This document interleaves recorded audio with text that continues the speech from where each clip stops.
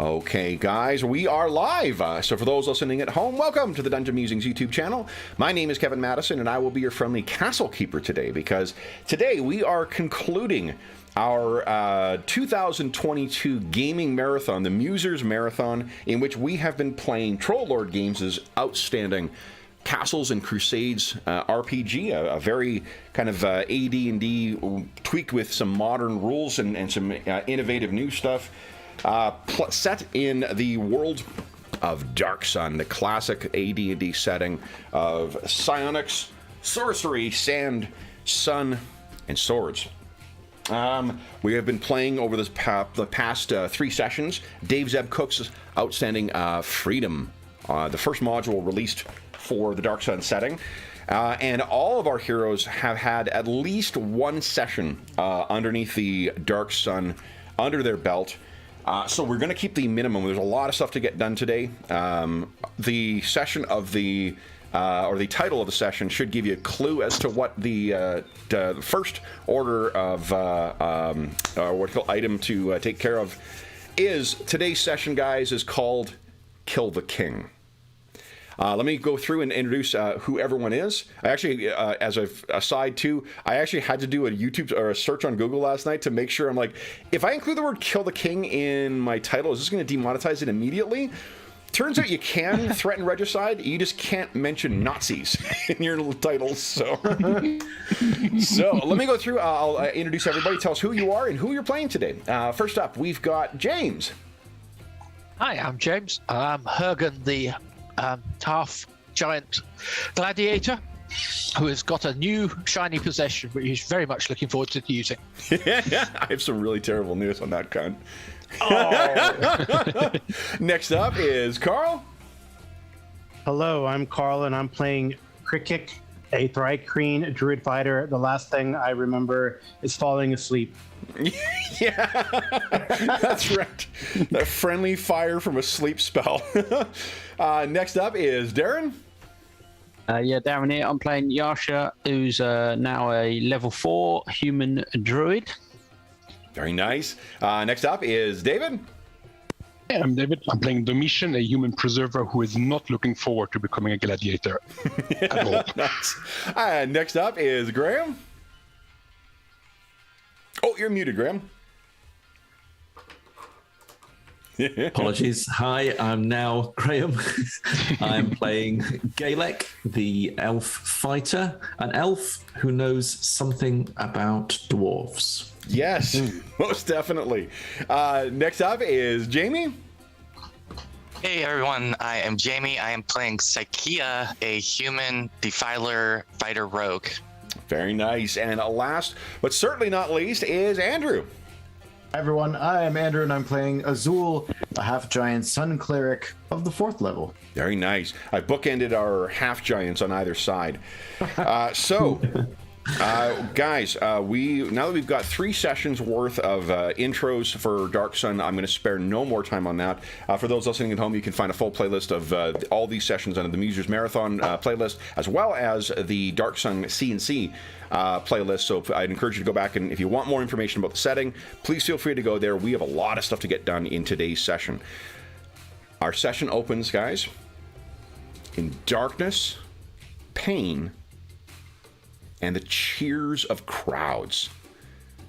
What we can see filtering through the gate leading out into the sands of the arena is the merciless rays of the Dark Sun. We can see several figures standing, shrouded in shadow. It's very difficult to tell who these are.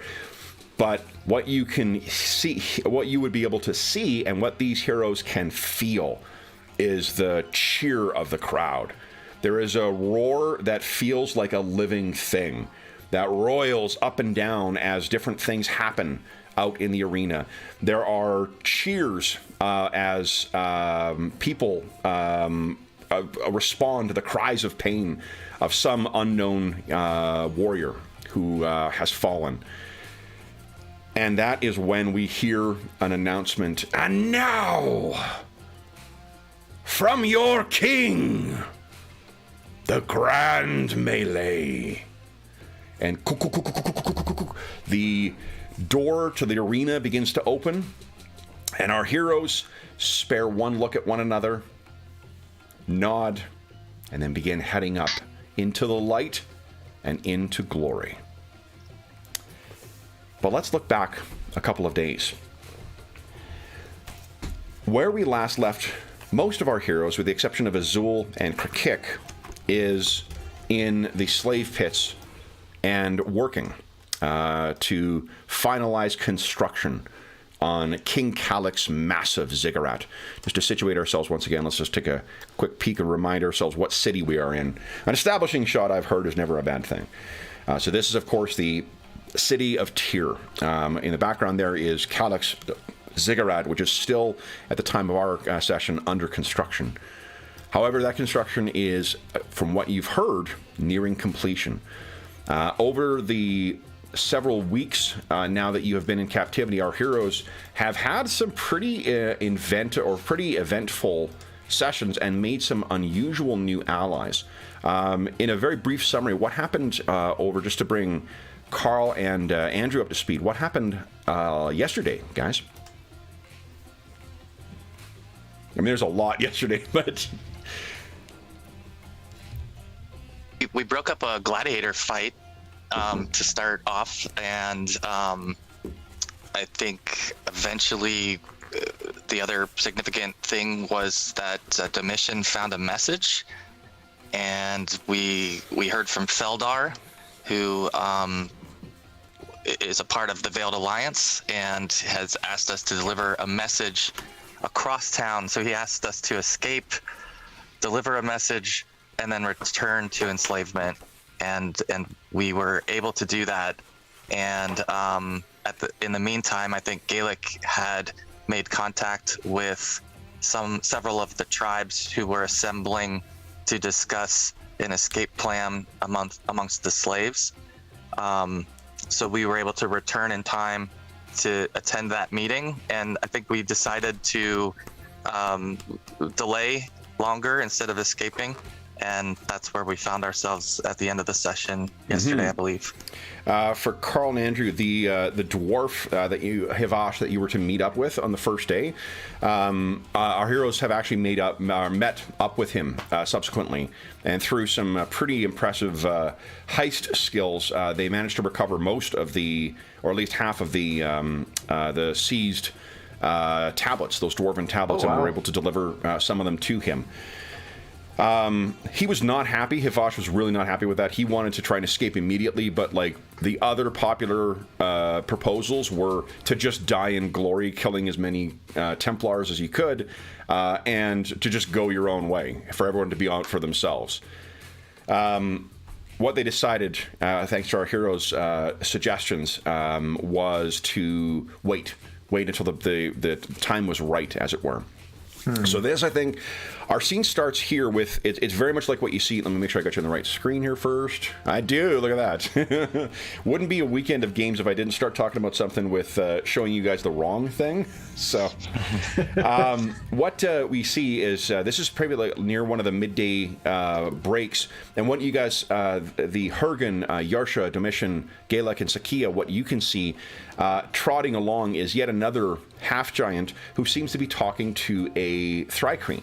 And they are, it seems like they are going to rejoin a work crew. And Sakia and Gaelic, you would recognize them as your former travel companions. That's Azul and Krakik. You haven't seen them since you were pulled in to the slave pens. Oh, I'm glad to see you alive, friends. Oh, likewise. Krakik nods. Yeah, Krakik and Azul, you have been on another work crew, likely like assembling the frames for assembling it. So you've just been in a completely different part of the slave pen and have not seen any of your other allies. Your two other preserver allies, Ela and Thanya, you haven't seen them yet. And I mean, given what their backgrounds are and Calic's feelings towards the Veiled Alliance, maybe you're not expecting to see them again at this point. Am I correct in thinking that Sakia and Gaelic would bring Krakik and Azul up to speed as to what's happened, what's been planned? Yes. Yeah, definitely. Okay. Yeah. So it's roughly around the time that you finish when what you hear from somewhere high on one of the guard towers is this enormous, like, bleeding horn. Think of like a very, very, if you know what a shofar sounds like a way louder version of that. It draws everyone's attention, and you can hear a psionically or magically augmented voice that's much louder than a human speaking voice say, slaves! Slaves! And you all sort of look back, and what you can see is flanked by two massive half-giants, there is a black-robed Templar, or black Cossack, or Cassocked. I keep wanting to put you in Russians. Cassocked Templar. But the amount of accoutrements on here, and almost like a diadem or crown that's been worked into the headdress, part of it tells you this is a Templar of quite a great deal of importance. And for those of you who are not familiar with Tyr, you can hear muttering amongst the slaves, Tithian, it's Tithian, the High Templar. And his voice calls out, the eye of King Kalak is upon all who have served his mighty work, both the living and the fallen. Lord Kalak wishes to reward those who have served him so well. And there's people crying out, freedom, freedom, reward. And his hand goes up, and the crowd sort of falls into silence once again. By King Kalak's decree, tonight you will receive double rations, and tomorrow you will all attend the great games. None shall be barred from these rewards. A place will be reserved even for the sick and the dying. After the games, those who were free shall be released, and those who were slaves returned to their masters.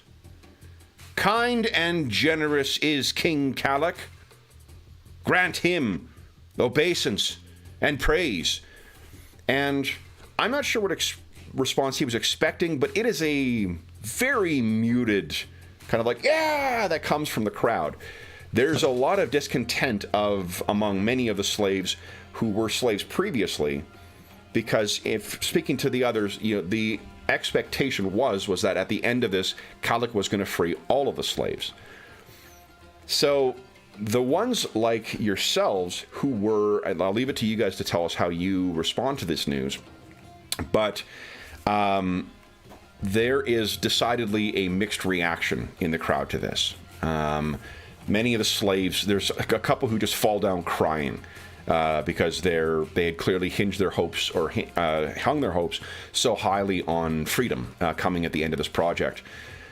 But others, like there's people running around, and there's likely a couple of fights breaking out because people are like, do you hear we're going to be free? I'm like, you asshole! And just the rage at being returned back to servitude is just too much for some. So the Templars and the Guards, it seems like this was not an unanticipated reaction, because they begin fanning out from underneath the tower and putting down the fights that have been there. So with that, you guys still have your sort of rest, so you can all turn to each other. What do you make of this?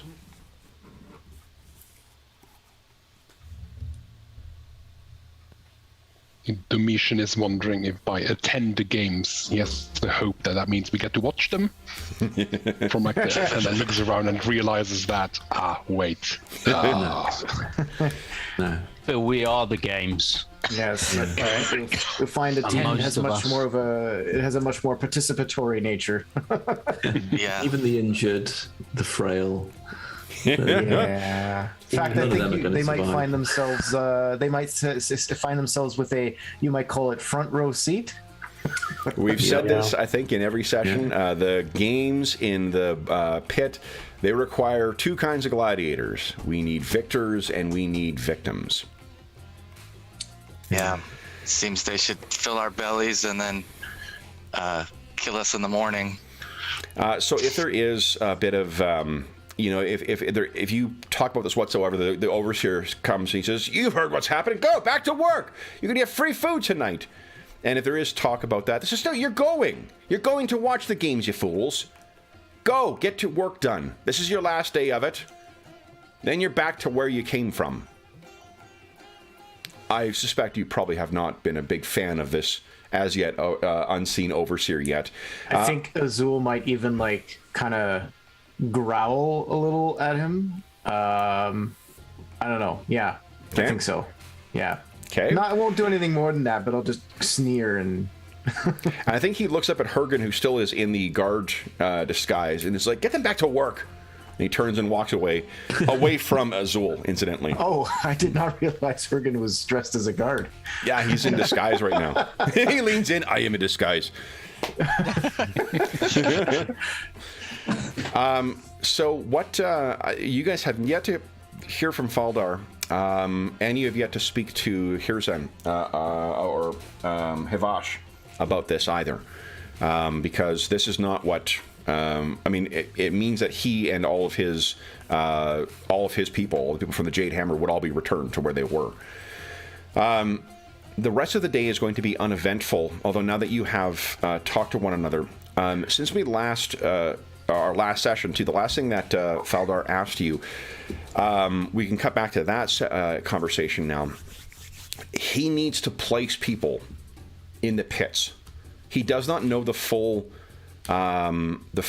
range of things, but there are among your number at least 3 who would be capable and would likely make it to the Grand Melee. We need people who are tough enough and skilled enough to survive to the final melee. He does not know what is going to happen there, but he knows that it needs to be there. He also knows that there needs to be people in the audience. So for those of you who can fight, there would be a place for you in this grand plan in the arena. And for those of you who cannot, your role will be needed, and you'll be expected to assist if you do still want to help the Veiled Alliance from the stands. So what the plan is to have some of you transferred in to be with the arena and train, and then some of you to be freed or smuggled out the same way that we did with the others, and then have you positioned in the stand when the games commence. Whatever Calic is planning, whatever the Veiled Alliance is planning in response, it's all happening during that. So this would have been before. The difficulty is the Grand Melee at the end is going to be paired gladiators. And right now, when he was met with you last night, all he had was Hergen and Galek and Sakia as potential warriors. Does seem you've got another one now with Krakik.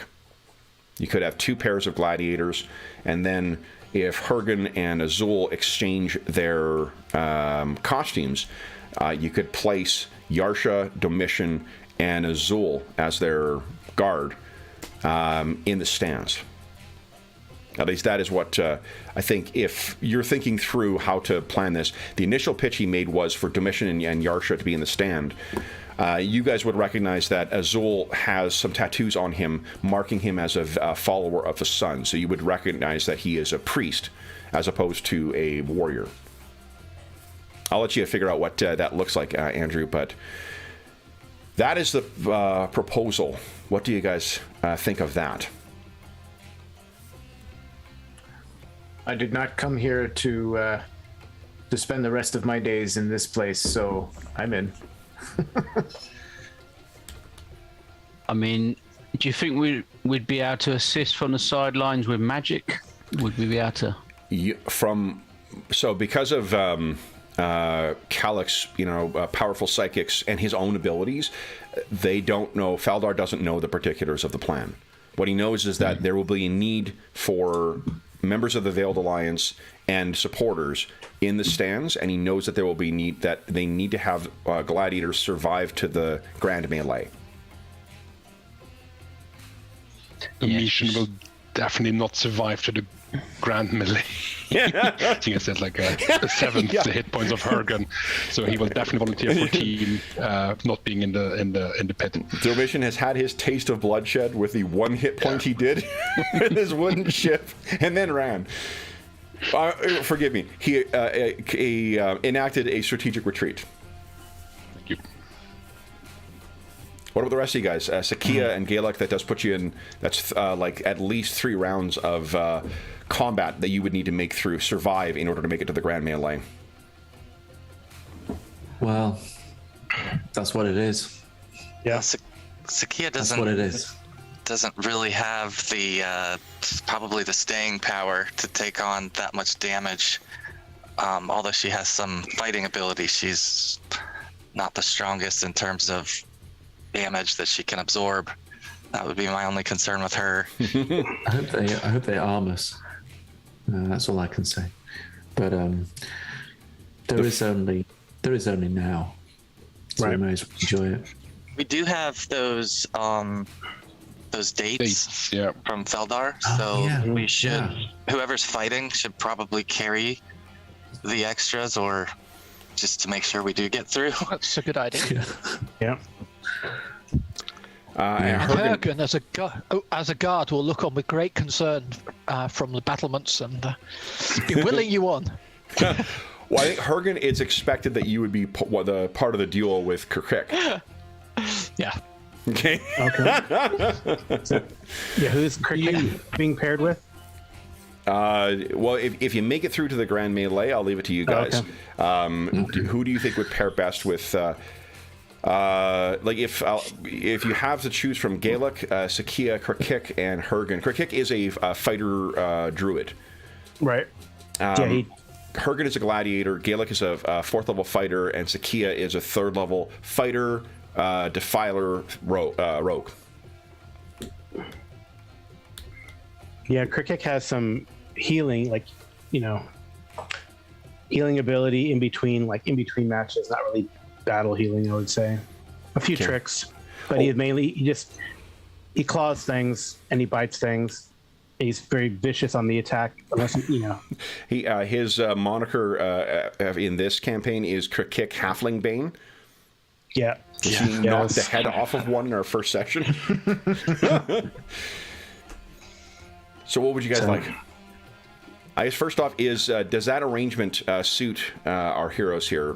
The 4 gladiators and then 3 support in the stands? Would it? I mean, I'm happy to do either, but would it not? And maybe I'm just. I need to be careful because I did this in the Warcraft mini campaign. It did not go well for my paladin. But I'm big and hefty. Would I not make sense to be one of the gladiators?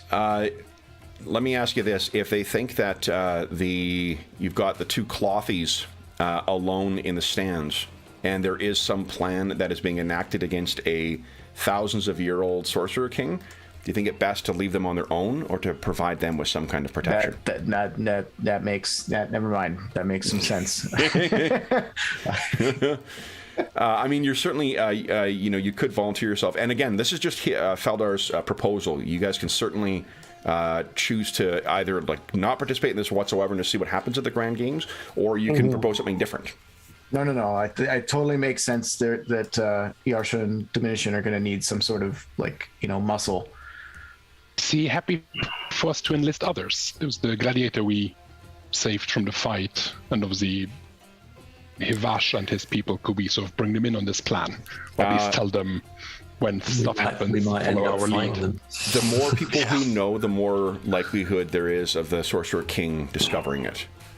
Is the difficulty. So the contact with Lasan is certainly a way of you guys getting into the gladiator pits, or the gladiators to get in there, because Hergen had that relationship with her.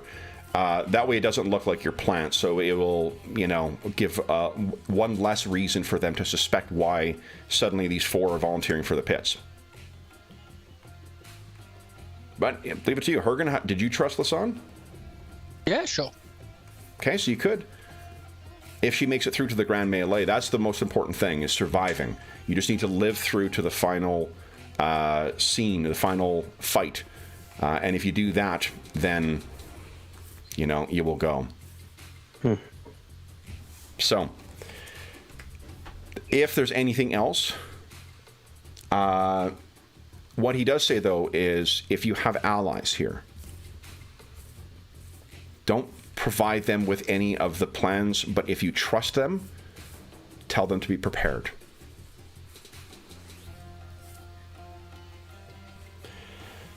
he disappears once again. So Carl and Zol, this guy has been maintaining a like invisibility spell. So he sort of sneaks around down here and speaks to our heroes while they can't see him. And they saved his life after he blew up a guard tower. Then, in terms of pairing for the Grand Melee, assuming you guys survive to the Grand Melee, who wants to go with who? Jamie's not wrong that Sakia's, of our heroes, is the most fragile. She has, I believe, 1d6 hit points. Like, 1d6 hit dice. Yeah. Who wants to pair with whom? Not all at once, guys. Not all at once. Only one. So probably Hergen and Sakia then, and Kikrik and... Yep. Yeah, that makes sense. Okay. And I mean, Gaelic is part of Kikrik's clutch too, right? Yeah. So, yeah. Just gonna move you guys around Makes here. sense. Yeah. Yeah, actually, that's yeah. Okay. All right. So then, Could I just check, sort of out of character slightly, just as a 4th level fighter, do I get the combat dominance ability that might be useful in a minute? yes, that is the one that where you could get an extra attack against something that's less than half your hit One dice. hit dice or less. 1 hit dice or less. Yes. Okay. Yeah. All right. I'll bear it in mind. Okay. Yeah. It's the ones. So the way we're going to handle this, guys, is as we will cut back to the. Oh, yes. The last thing I will say is if you want to have a scene with Hivash, Gallic, you're the one who certainly had the most, the strongest connection to him. What do you guys think you want to tell Hivash, if anything? What I propose to tell him, and I welcome your thoughts, is that we spoke about a plan and preparation, and this is an opportunity, and that he needs to be, and his folk need to be vigilant during the games, and they need to try and survive as best they can through that. There's nothing much we can do about that, but they need to be ready. But I can't tell them any more than that anyway, because I don't really know. Okay. He once again, in part, the way that Hivash first started trusting you. For those who have not met him, so Andrew and Carl, he's a short, bald, older dwarf. He like most Athasian dwarves, he looks tough as shoe leather. He has developed at first. It was because of his mind bender. One of his dwarves, it was psychic and read Gallic's mind. But I think Gallic, over the past days, he and your interactions with one another, he has come to not just rely on the judgment of his mind bender. He has come to trust you. Mm-hmm. So he nods and says, "We will. There will not be one more dwarf to fall between now and then, and we will all stand ready." Good. See you there. So, what we mentioned, so Andrew, I think Carl, you probably know this, but Andrew, one of the things with Athasian dwarves is they have this psychological kind of, not condition, but like quirk, where they have something called a focus, and they can start working on something, and it is the level of intensity that is unequaled in any other kind of species. And if this dwarf tells his colleagues that their focus is live the day, you can guarantee that there will be not a single ounce of effort left behind for those dwarves. All of their effort will be to see the next day so that they can participate and help in whatever it is that Gallic has planned. Very cool. So, with that, we can cut back to our original scene here. Let me bring us back to maybe let's do this one here. So you guys can picture that when we see our heroes, and we can see there are Sakia, the shrouded in shadow figures that we saw before were Hergen and Sakia in one gate that was opening up, and Gallic and Krakik in another as they begin walking out into the sun. And we can see that there are the marks of these are bloodied warriors. They have not been gone through the day's fights to get to the Grand Melee untouched. What we're going to do, guys, is basically rather than running a bunch of separate fights, we're going to just do it as a narrative thing. So what I'd like you guys to do is the gladiators who are fighting here, we're going to go through each of the fights that you guys have done. We're going to resolve it by way of just a single saving throw. And I'd like for each of you to give us a description of either if you did take a lot of damage, what the worst hit was that you took, or how you took down your opponent in a badass way. Each of these things will result in some damage. You can certainly make use of any healing spells or healing abilities you've got access to, but in the interim. But otherwise, we're just going to kind of treat this as sort of a montage of the fights that have brought us to the Grand Melee. So the first fight that you were all involved with involved you versus humans that were 1 or 2 levels beneath you. And those humans were armed with wooden clubs. You can assume that you were all armed with studded leather armor and with your favored weapon in a wooden implement. So it's only -1 to hit, -1 to damage. The saving throw, I'm going to leave it to you to decide how you describe it. It could be because you're fighting dexterously. It could be that you've outmatched your opponent by outthinking them. It could be that you just overpowered them with your strength. You could have outlasted them, rope-a-dope style, and wore them down. So, James, how do you think, how does Hergen approach this first fight? Well, has to be said, humans 2 levels below him. I think Hergen stepped in front of Scythia, took out his halberd, and just slashed it across both of them. So the halberd you would have to abandon because otherwise you would be caught with the gear. wooden one. Yeah, the wooden one. Forgive me, of course. Yeah. Oh, and one thing I forgot as well. I went back and reread the combat rules to be sure to be ready for this. If you are wielding a polearm like a halberd, you automatically win initiative. So with that, I suspect with such light opposition, I'm just going to cleave them both down in one go. Okay. I will let you actually, if you'd like, so you can take the only hit because of your whirlwind attack ability. Sakia, you won't need to make a save here. So you're definitely not taking any damage. Hergen, you're going to make a, sounds like a strength check then? Okay. Okay, against, so you start with your CB, and the difficulty is a 1. So it'll be a 9, I guess, or no, not 9. What is your CB? A strength, okay. Holy shit. So you take half damage, then you took only 1 point of damage, Hergen. What is it? What does the end of this fight look like? So I'm standing there over their bodies, and I'm like, ow. Yeah. So Sakia, you maybe get yourself up into a guarded stance, and Hergen just 2 strides forward and 1 sweep of that halberd, and both of them are down. The crowd goes crazy. He looks back. Look, this is no thing. You take no damage whatsoever. Now let me quickly grab our... I think this is the one I want. Our fighting music. Nope, that ain't it. I see. I paired wisely, Hergen. Yeah.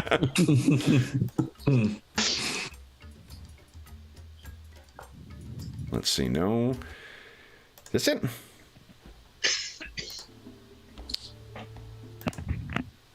That's it. Nope.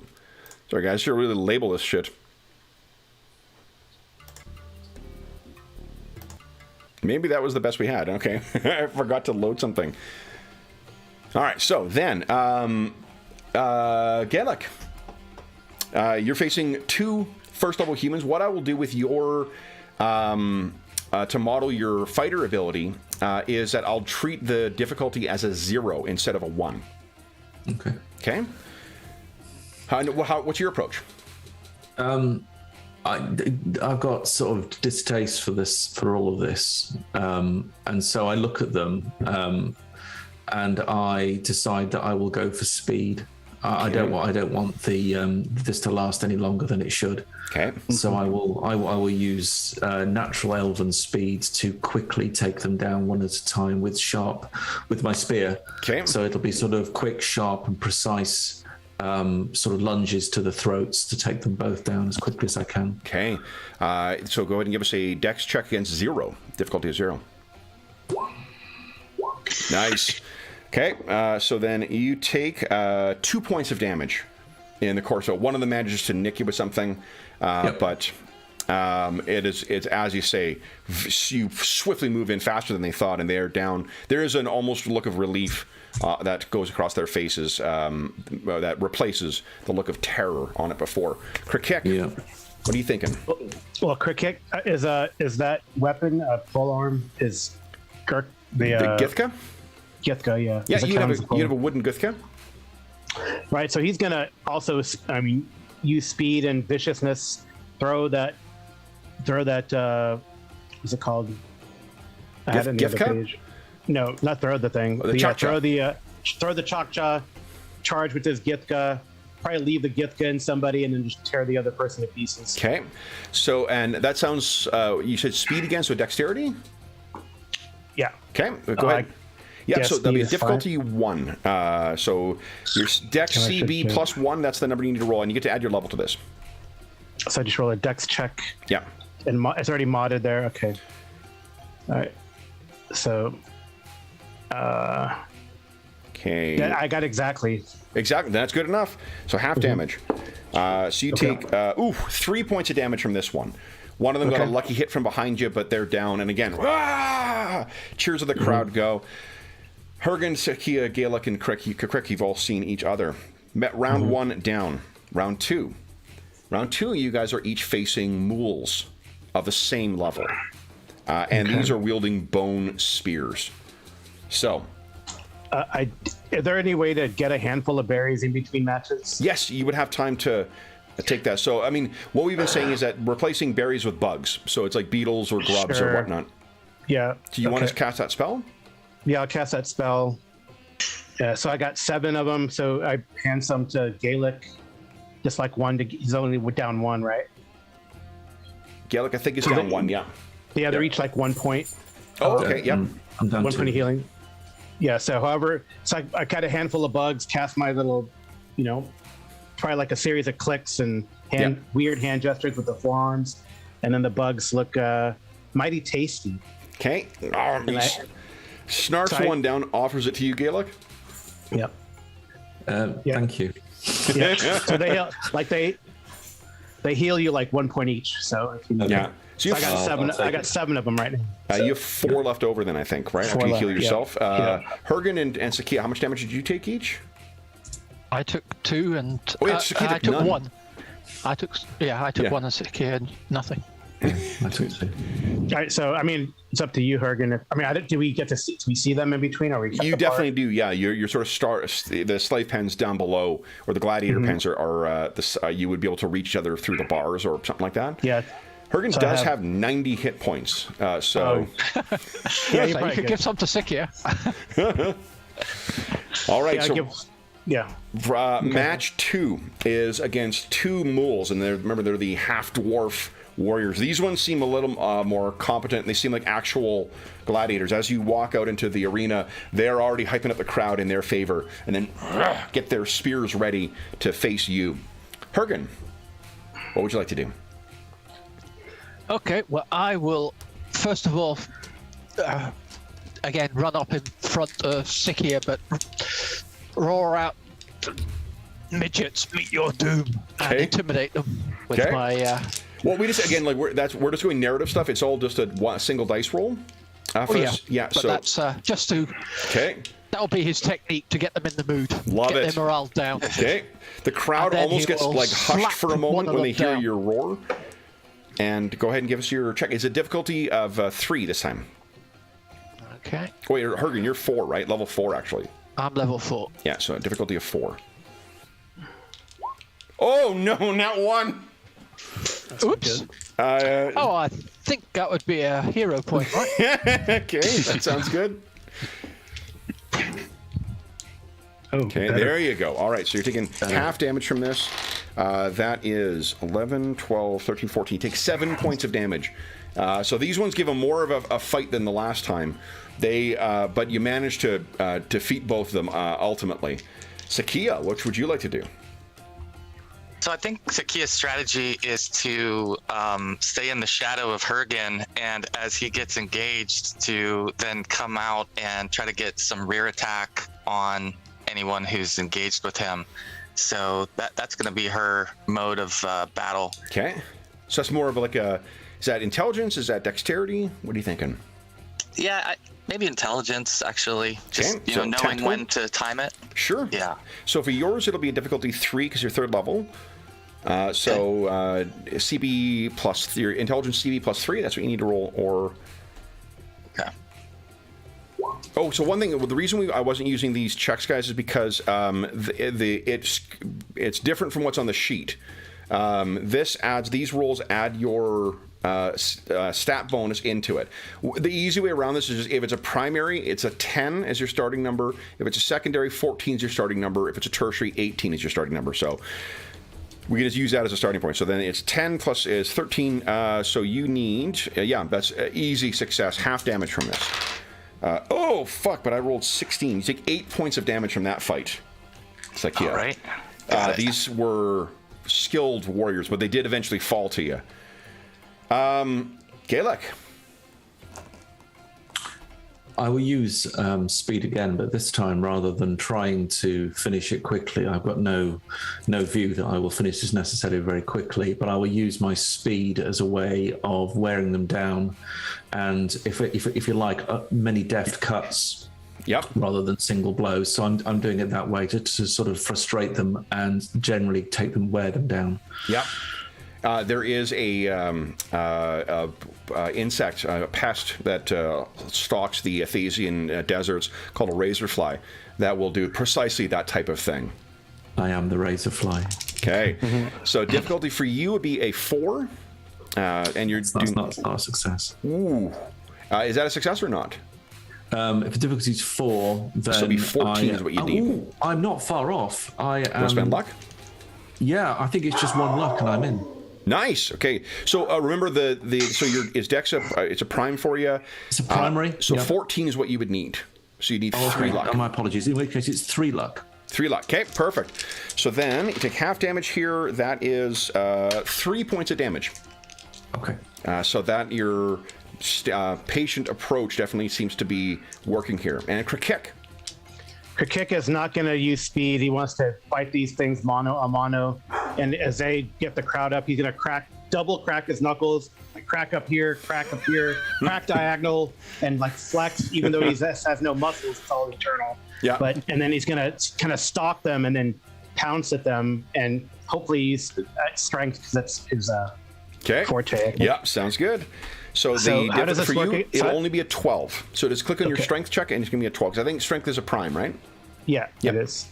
Okay. Yep, so 12 is what you need because you're... Oh, I'm going to spend 4 luck. You got it. Okay, so then, and because you're second That's level... a bad roll. 8 points of damage. Oh, no, half damage. 4 points of damage. Okay. From that fight. All right, so back down in the pits, having faced those moles, you can tell it's as Sakia feared. It was a very tough fight. So, does anyone have... I guess first off, what you can do... you do have access to bandages, but because there are so many gladiators fighting in this, you don't have medics around who can apply them. Bandages will automatically restore 1d2 damage. I'm telling them, Anna, you can also make a wisdom check against a difficulty of 1, and on a success, you restore an extra, I think it's 2 hit points. Okay, good.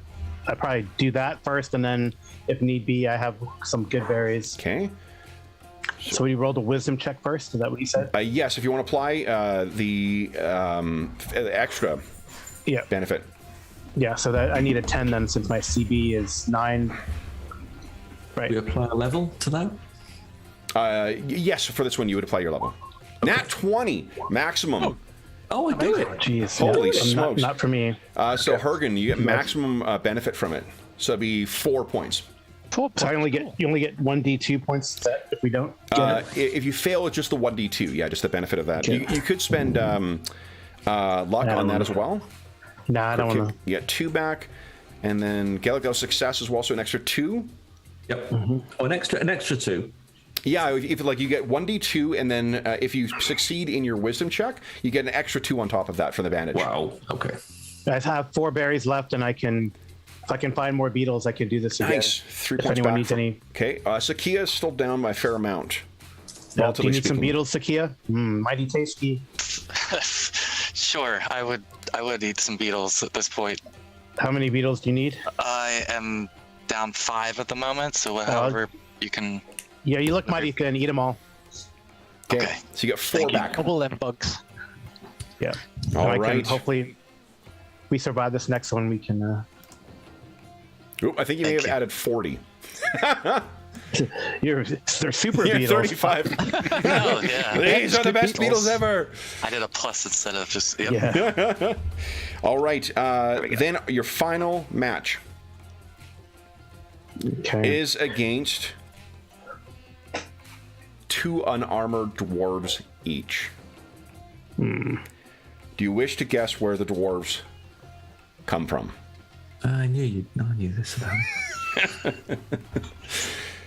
So, what this means is that for your save, you need to either make 2, or if you beat it by 5, you will defeat 2 of them. The exception here, they're only level 1. So, Hergen and Hergen, you can take down 2 of them in 1 roll. So, because of your whirlwind ability. Sakia, you can dump your difficulty down to 0 because of the fighter thing. Same thing with Galak. Krakik, it's just difficulty 1, but if you beat it by 5, you don't need to make a second roll. Okay. What Okay. about the cleaving strike? Does that help any in this case? Oh, you got a advantage? No, I have cleaving strike. Yeah. Is Yep. it- Then when I'll drop let you do up the same thing that Hergen does. You could, if on a success, you'll take down both of them. Okay. Okay. Can I block all 4? Can you block all 4? I'm trying to keep them away from Sikia. I think what you could do, like if what I'd let you do is, if you want to take the hits for Sakia for this round, then I'll just Yeah, I'll do apply. that. Yeah. Okay. Okay. Okay. So I'll supply as if you failed against the second 2, and Sakia just keeps her distance. Galak, I see you struggling with this. Yeah. What I would just say, what I will try to do is, again, try and make it quick, and I will try and use, probably not dex, probably more strength based. What I want to do is effectively knock them out. Okay. So I think what I'll say then is, rather than making you roll a bunch of rolls, why don't we set the difficulty at 2 higher, and then it'll be the same rules apply. Like if you beat it by 5, you've knocked both of them out in the single round. One of the ones you're facing, Galak, is not the 2 who held your arms when the Mindbender went to work, but the one who was standing with the Mindbender. Okay, so you're heading out. Hergen, you have the first. Let's see. So these are the guys against us that we know. Yes, Okay. they're from Well, the then dwarven I community.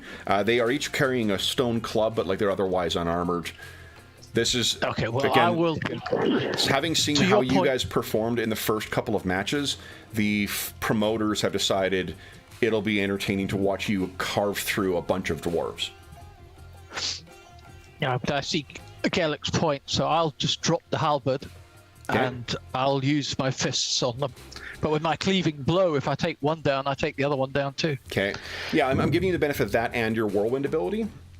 Yep. So Okay. go ahead and give us your. It sounds like a strength again. Okay. Okay, so then it'll be a difficulty of 1. Holy smokes! Did you beat by 5? Oh yeah. Okay, so you take both down in a single round, which means you take 3 points of damage, and then you take the full damage from the other ones that's we're facing Sakia. That's 11 points of damage. 14 off. So the others are whacking away at you. Galak, yours is a difficulty of 3. So it'll be 3, but -1 for your fighter ability. So you're going it's against 2. a 2. What approach are you thinking here? So again, it's going to be strength based. So I'd be looking at a 12 difficulty, I think, overall. That's right, yeah. And I will be I think I would say to them, as we're sort of circling each other with over the roar of the crowd, I'll make sure that they hear me to say, "This will be quick. You will live to see another day." And peace to both of you, brothers. And then I'll leap on them and basically look to use the butt of my spear as a way of knocking them out. I will give you another option too. You can spend a hero point to get that nat 20. On a nat 20, you suffer no damage, and you will succeed against both of them. Seems appropriate. I'll do that. Okay, so it's exactly as you say. They're shocked by your speed, and with 2 quick motions, they are down and unconscious. Kerkek. All right, so he's gonna, I guess he doesn't know about the whole dwarf history thing, right? So he's gonna go. They're not of the pack or the clutch. Yep. So they're food, I guess. Yep. Okay, so is it strength? If you're doing melee, so strength sounds like. So, the difficulty will be a 12. 12. No, sorry, no, 11. 11. Okay. And on a success, you'll take down. It's not even a fight. To call it a fight is really. This is more like cutting wheat down. In a spray of blood, and I guess one thing is it's merciful. It's very quick, and the crowd just goes nuts. So you guys return. Oh no, we've got 2 more that Hergen has to deal with. Yeah. So we're back to you, Hergen. Sakia, you're keeping them back. Hergen has beaten 2 of them into unconsciousness. They don't seem to be taking the same approach. Hergen, what would you like to do? Say, time to sleep, little one. Go ahead. So strength against 12. Yeah, so both are down again. And you only take half damage from here. That's another 2 points of damage. 2 points. So you our gladiator heroes are underneath the pits, getting ready to come back out for the grand melee. You can feel free to heal yourselves once again. Okay. So you can apply bandages again. You can make that wisdom check. While you guys are sorting that stuff out, we go to our heroes in the crowd. So you guys are basically, you're sort of where Kalik has his altar or whatnot. Normally he appears out from the Golden Tower. He comes out from there and watches. This time he has come out from the ziggurat, and he is sitting and watching from the stands. You see that same High Templar that you saw before, the Cassocked Tithian, and you also get a chance to view the Tyrant of Tyr himself, King Kalik. One thing that the artist does an amazing job here. The only thing I don't think it captures properly is the overwhelming cruelty that he always has. His expression cannot be mistaken by anyone other. It's as if he hates existence. The way he looks at everything with just withering a level of contempt, and as if nothing lives other than him. He has a smirk throughout much of the earlier fights that you guys witness. But you begin to think that he actually, rather than, smiling at the bloody spectacle that he sees before him, he's almost like he's smiling at a private joke. You haven't been given any other directions from Faldar other than to position yourself close to the king, which has been occasioned by sort of like, proper seating, and to be prepared to move. You unfortunately have no other warnings, no other information, primarily to protect whatever the plan is. If there's a casual mind reader who is coming by, if someone casually casts a spell, you can't give away any of the protection. They feel that there's probably lots of people who bear Kalik ill will here. So, if you happen to be one person who wants to kill the Tyrant King, join the crowd, as it were. Any of you who have been to the arena before, you cannot believe how packed it is.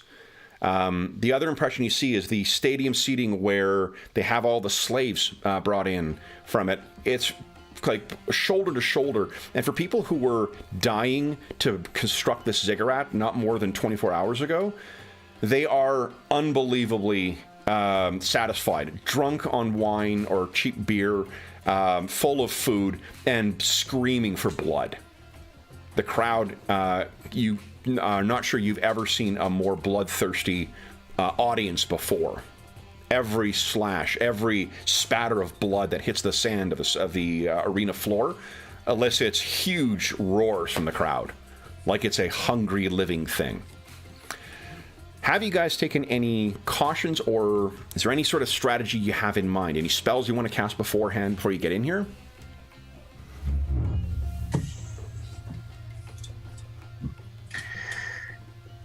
Not beforehand, but I want to get into a position where we'd be able to see our allies during this grand melee. You so have if we witnessed. do need to assist. Yeah, I think in the last one, you've seen all of the fights.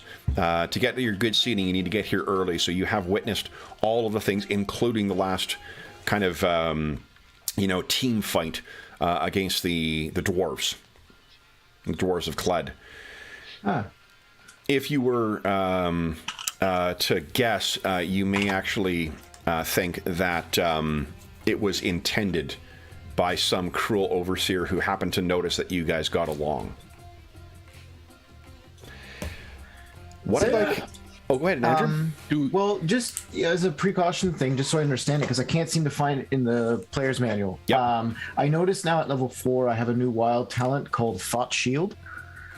Is that... Would I be able to... Is that... I'm not Thought sure Shield is just a defensive thing. The Thought Shield and Mind Blank are just defensive things when you are attacked telepathically.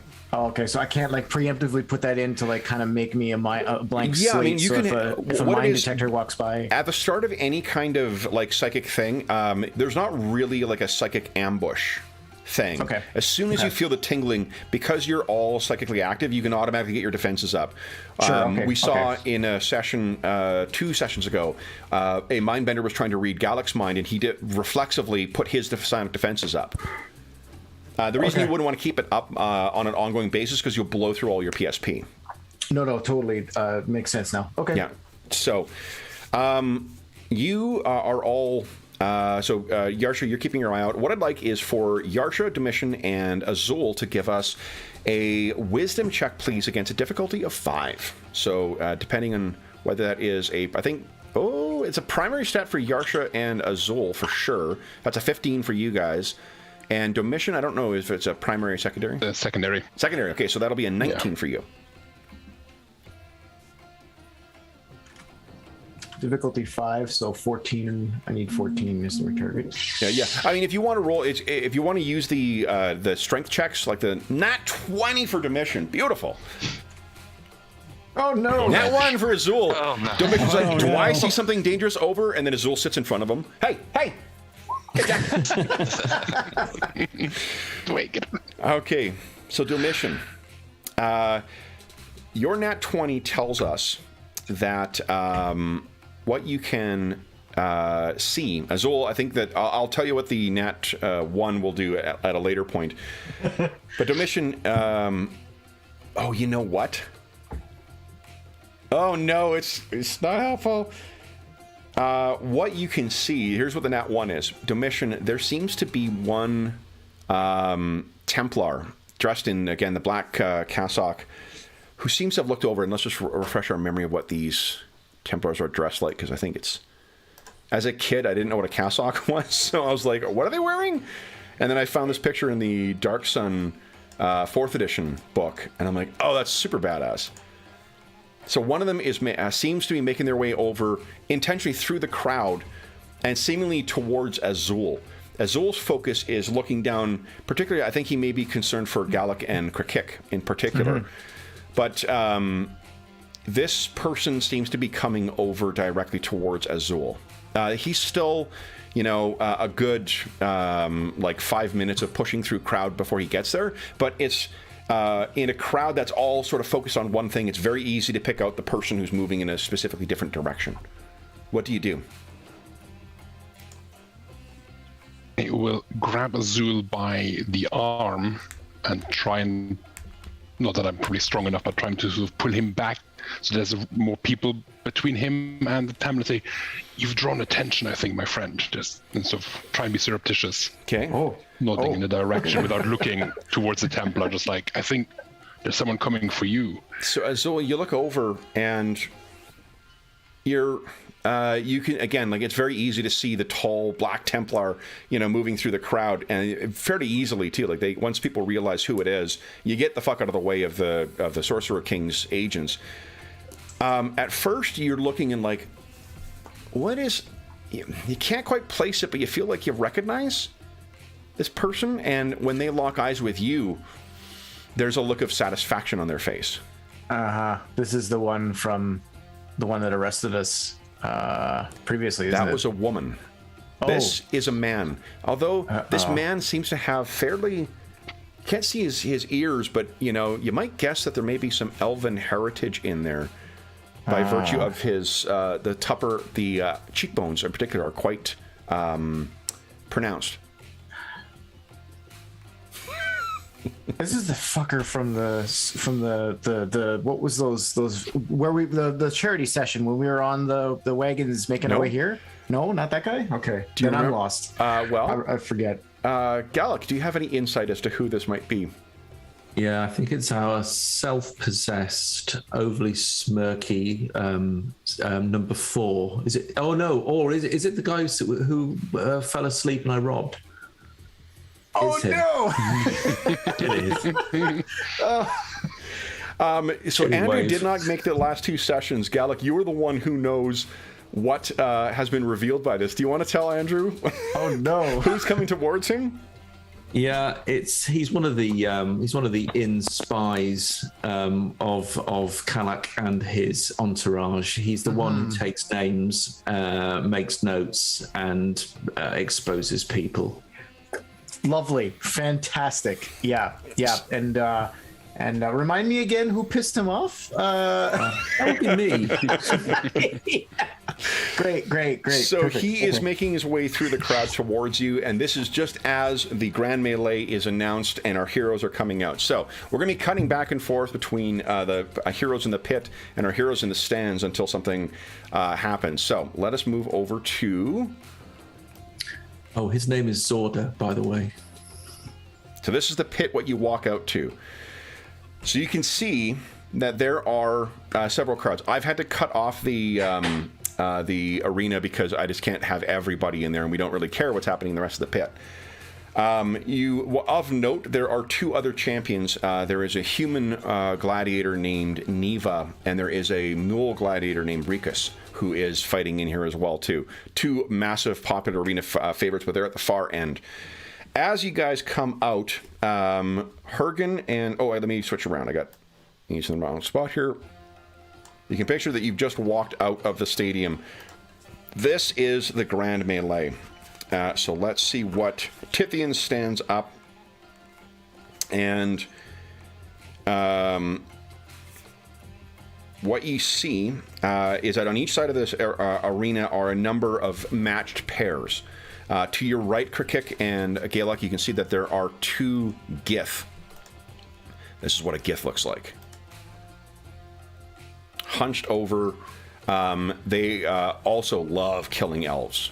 They are one of the prime predators for elves in the desert. They're kind of like almost like a cross between Thri-kreen and elves. To your left, Hergen and Sakia, is a pair of Barogs. These things make Hergen look small. Hergen stands about 12 feet tall. These tower almost 20. And as they're coming out, the Gith are hunched over and kind of kind of snapping their teeth. The Barog are just bellowing out to the crowd.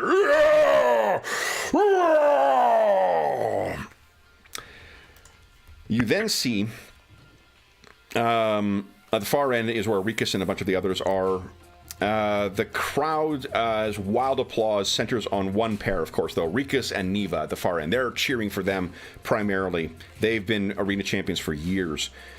You can hear people shouting, even from down low, odds makers for how this fight is going to go. And then a loud creak echoes through the stadium, drawing the attention of gladiators and spectators alike to the center of the arena. A great bulge forms in the sand as an immense pair of doors begin to open. Excited murmurs of curiosity rustle through the crowd, for those huge doors cover a subterranean staging area where Tithian stores building-sized props. They seldom open unless some special amusement is being raised into the arena, and today is no exception. As the doors reach their locked position, a familiar orange shell rises out of the pits. A pair of barbed, arm-length mandibles protrude from the underside of one of the shells. Let me show you what is coming up here. Did I load it?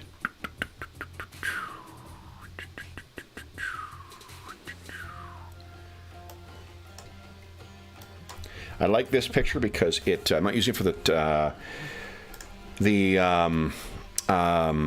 what do you call it? The token, because it's on there, but this gives you a good scale of what is coming out of the pit.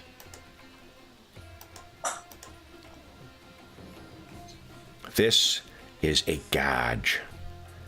A gauge is a ferociously dangerous psychic predator whose touch robs the mental faculties of its prey.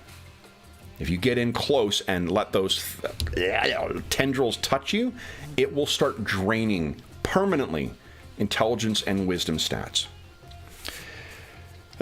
You need not make any rolls for this because it is one of the most feared things of the Athasian Desert. The crowd, on the other hand, goes fucking nuts, knowing that this is what you guys are going to have to face. The gauge is placed on top of a obsidian black pyramid, seemingly made of a single block of obsidian. It raises up, it's about 15 feet high, and at the top it's perfectly flattened, and the gauge sits on top of that. Two Templars from the side of the arena gesture, and both of them call out almost like perfectly in unison, "Kalak!" And then the pyramid kind of rumbles, lifts, and moves over to place itself directly underneath King Kalak's balcony. The crowd is all sort of, cheering and saying what's going on. Then the Tithian stands once again and with his magically augmented voice calls out, "The rules of the game are simple. The last pair of gladiators able to stand on the summit of the pyramid will win the contest and survive." He then turns to Kalak, who sits relishing this pregnant pause that falls over the thousands of onlookers that are in there. And Kalak then, with a gesture, orders the fight to commence. The crowd explodes into cheers, hitting you all with almost a wave. And fortunately, Yarsha, Domitian, and Azul, with everyone jumping to their feet, you suddenly have an opportunity to potentially hide from your pursuer. So, let me add everyone to the turn order here, folks. And then we're starting the grand melee. Now, as a reminder, if you're doing something like casting a spell, like doing a sonic power, anything that modifies your AC, I'm not going to put the gauge in the turn order until you guys actually face it. But it seems you got more than enough enemies to keep track of you for now. There's our rest of our heroes. Okay. Otherwise, if no one else is doing anything affecting their AC or whatnot, please click on your token. Now I'm ready. Click on your token and then click on initiative. I'm going to cast a spell, though. Okay. I've got no one. Thank you. I've got no one who can potentially interrupt the spell. Okay. So you go ahead and roll. And let me tell you what everyone else gets here. The Barog get a 5. Actually, I'll wait till you guys all finish and then I'll... because otherwise it screws up me entering shit in. Okay, we got everyone else in, just waiting for me. Madison, come on, man. We're trying to kill some monsters here. Okay, and then the Gith on a 7. All right, so first up, we've got either Domitian or Hergen. Who would like to go first? Happy for the gladiator to go first. So we're in the pit. Hergen, what are you doing? Okay. Each of the Barogs are armed with a long spear, so you're still rolling initiative with them. Yeah, you both have pole arms, so you both sort of determine initiative naturally. What would you like to do? So can I reach them? To hit? We'll see here. Each square is 5 feet. I think it measures properly. 5, 10, 15, 20. Okay. Okay. So I will charge forward, roaring my battle cry. Hopefully, let's see if that intimidates something that So big. I think it only affects these things. It may not surprise you to learn have more hit dice than you. So your roar, they look down at you. Go ahead and make your attack roll.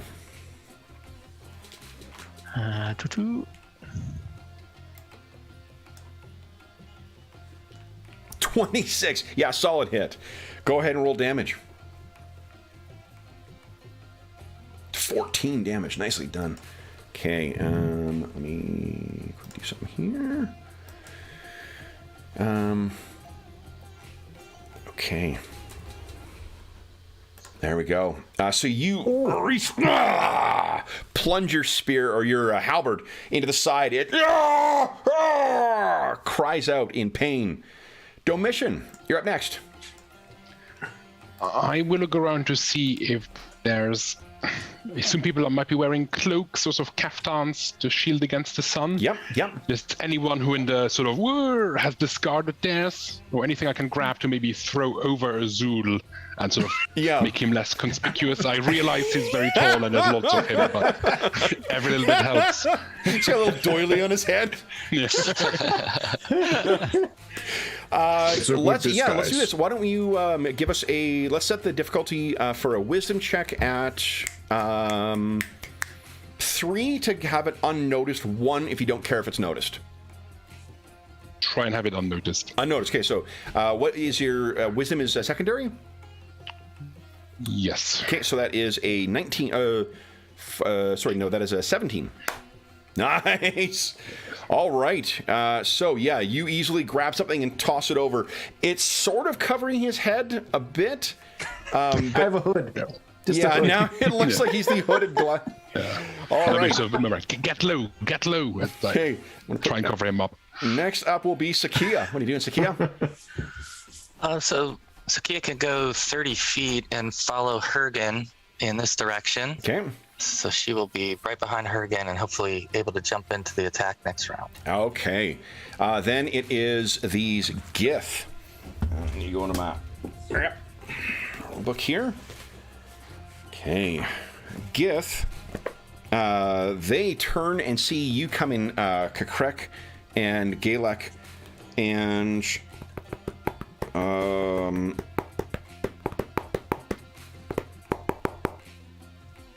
what they are going to do is they hunch down low, like you can see in the illustration, and then spring up. You know, maybe what I'll do is for the folks at home, I've got myself zoomed way out here so I can see everybody. I can zoom in on the action. Hey, yep. There we go. All right. NFL, eat your heart out. Also, please don't sue us. Here we go. Then so they can leap up, and as they do, they actually. So one of them is going to go 1, 2, 3, 4, 5, 6 over here, leaps up, and then will hurl a Gith or a Chakcha at you, Kakrek. I think your AC is a 15, right? Or it's 17? 17. Because you have +5 from your chitin, and then I think 17, yeah. Okay. So one it misses you completely. The other will do the same thing to Galek. So leaps. 2 is a miss, so that they have not made very impressive first strikes. Next is the Barogs. Oh boy. So this one turns, the injured one turns to Hergen. Hergen, what is your AC? Studded leather gives you +3 AC. So whatever your 10 + 3 plus whatever your 14. 14 then, okay. So this thing has, as in the illustration, a giant rock over its head. It's going to try and brain you with that first. I have +5 to hit. 15, just enough. This first one, bringing that massive boulder down onto you, 18 points of damage. Oh. And then it sweeps at you with its massive spear. That is a miss, though. Now that you've felt the measure of their strength, then it is the other one takes the rock, turns towards you, Sakia, and it's going to hurl it. Remember, you can spend a hero point to make an automatic miss. Ooh, I rolled a 19 to hit with this stone. Do you want to see the damage first and then decide? Yeah, that would be good. That is 17 points of damage. All right, I will be spending a hero point. So, Sakia, you see this thing, having seen Hergen hit by one up close, and I think I have to move just a bit to have a clear line of sight to you. It throws this thing at you. What do we see as you narrowly avoid it? I think she almost sort of just falls over, not knowing which way it's gonna go, yep. And fortunately it just misses her. Okay. This thing screams. It's advancing with its spear up, but its other hands are like crying out to the crowd. Yarsha, what are you doing? I want to throw an entangle over those two large stone throwing wherever they are. The barogs? Yeah, I want to sort of... What's the radius of... It's 50 foot, and it's 450 foot range. Nice, okay. So, So I want to sort of throw it... Radius or diameter? Diameter. 50-foot diameter, okay, perfect. So then... So I want to sort of stick it in between the two of them. Yeah, let me just create try a and catch thing them. here for you. Let's see here. 2, 4, 6... No, hold on. 10, 20, 30, 40, 50. There we go. So I think that is 10, 20, 30, 40, 50. There we go. I think I can give control to you. No, I can't. Well, where would you like it placed? Just to cover the two of them? Yeah, I'm basically sort of chucking it in the middle, sort of there somewhere. Yeah. So. Come on, thing, move. Oh, you son of a bitch. Not you, Darren. Square. Come on, you fucking thing. Oh, my God. Come on. Hey, look at that. Third time lucky. And by third, I mean like eighth. How's that look? Yeah, anything like that, as long as it don't cover the allies. Okay, and I want you to tell us, what does it look like? So yeah, there's various bits of plant life and weeds basically growing out the bottom of this arena. But suddenly there's like a sudden spurt of sort of life from them, and they just start very slowly sort of entangling around the feet, and then they just gather sort of speed, and they're just grabbing at their legs and arms from nowhere. They are not pleased with this turn of events. Gallic or Krek, actually. Yeah, do I have a shield out of interest? Yes. Yeah. Okay. If you'd like. I will follow. Actually, we've got the same initiative, haven't we? So I will follow Kirik. Okay. So, Kirik, what would you like to do? I think I kind of click to Gaelic focus fire, and I'm gonna actually close with this guy here. Okay. Yep. I can move 45. Okay. Remember, if you're going to attack, you can only move half of your movement and attack. Oh, okay. Okay. That's fine. That's fine. Oh, I mean, you can move half and throw your Chakcha if you like. Yeah, well. Okay. So it's 1, 2, 2, 3, 4, 5. So that's 5, right? Yeah, diagonals count as nothing. You just count them as normal. Yeah. So, all right. So I'll chuck. So wait, 1, 2, 3. If you got to move a 45, don't you? Yeah. You also can leap like 40, can't you? I don't know. As a Thrycreen, you got that like spring ability as well. Let me see here. Leap 20 leap 20 feet. Yeah, you could just leap it if you like. Yeah, I'll leap to here. I'll You the do same have to thing make a they do. Mario jump sound to do it, though. I mean, it's in the rule book. Oi, oi, oi, so- oi, oi.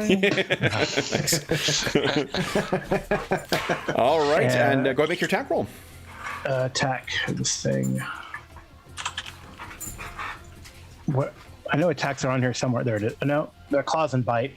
Yeah, just go ahead. Let's see, your range attack. I've got it on your thing here. Give us a d20 roll. We can add the modifiers in afterwards. Yeah. 10 is probably. Yeah, your Githka will be +4 to hit. So 14. 14. 14 is a hit. Oh, nice. Okay. Yeah. Go. Yeah. Go ahead and roll damage. That's 2d4. Oh, 14 is not. Oh, Wait.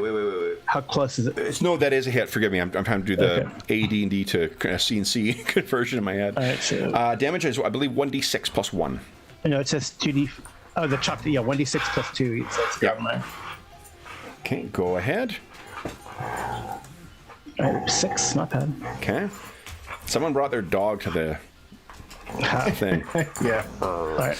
I'm playing 2 games at once. Truly a magical Sunday. Gallic, what would you like to do?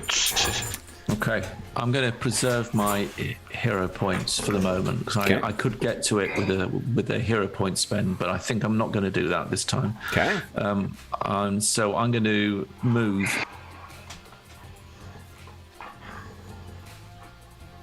to there. Okay. Oh, focusing fire. Nice. The wolf spear can be thrown if you like. It has a range of 20. I mean, it would leave you spearless. It would. I would have my. If I've still got the dagger, I'd have the dagger. But I'm not going to do that. I'm going to keep Okay. hold of the spear. All right. Then Azul.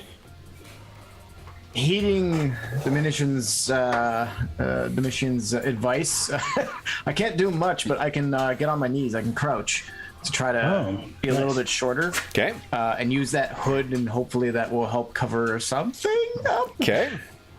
Yeah. So go ahead. Why don't you give us, if you're trying, this sounds like stealth, Essentially, to be honest. I'm trying to. Yeah, So it'll be a stealthy. dexterity check. So you can roll the one on your character sheet. The difficulty is dexterity a secondary, or tertiary one for you? It's tertiary. Tertiary. Okay, so difficulty is going to be a 23. But I will give you a situational modifier of +2 because of the crowd and the caftan on your head. So it will make the difficulty a 3. You need a 21. Oop. Okay, Just so shy. So Needed close. that didn't include the bonus because I didn't realize I had to add that. I thought it would pop up and give me the option to add. Oh, I've situational. modified your difficulty number instead. Oh, okay, never mind. Otherwise, it would have been a Never mind. 23. I So am pretty big. you can spend a hero point to re-roll if you like, or you can just take it that you're. It's hard to hide a giant. It's hard to hide a half giant even in the crowd. Okay, Totally fine. nice. All right.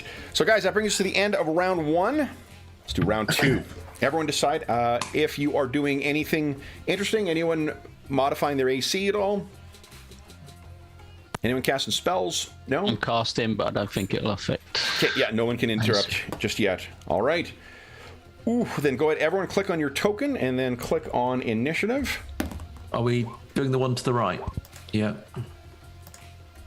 Yeah. Okay. Okay.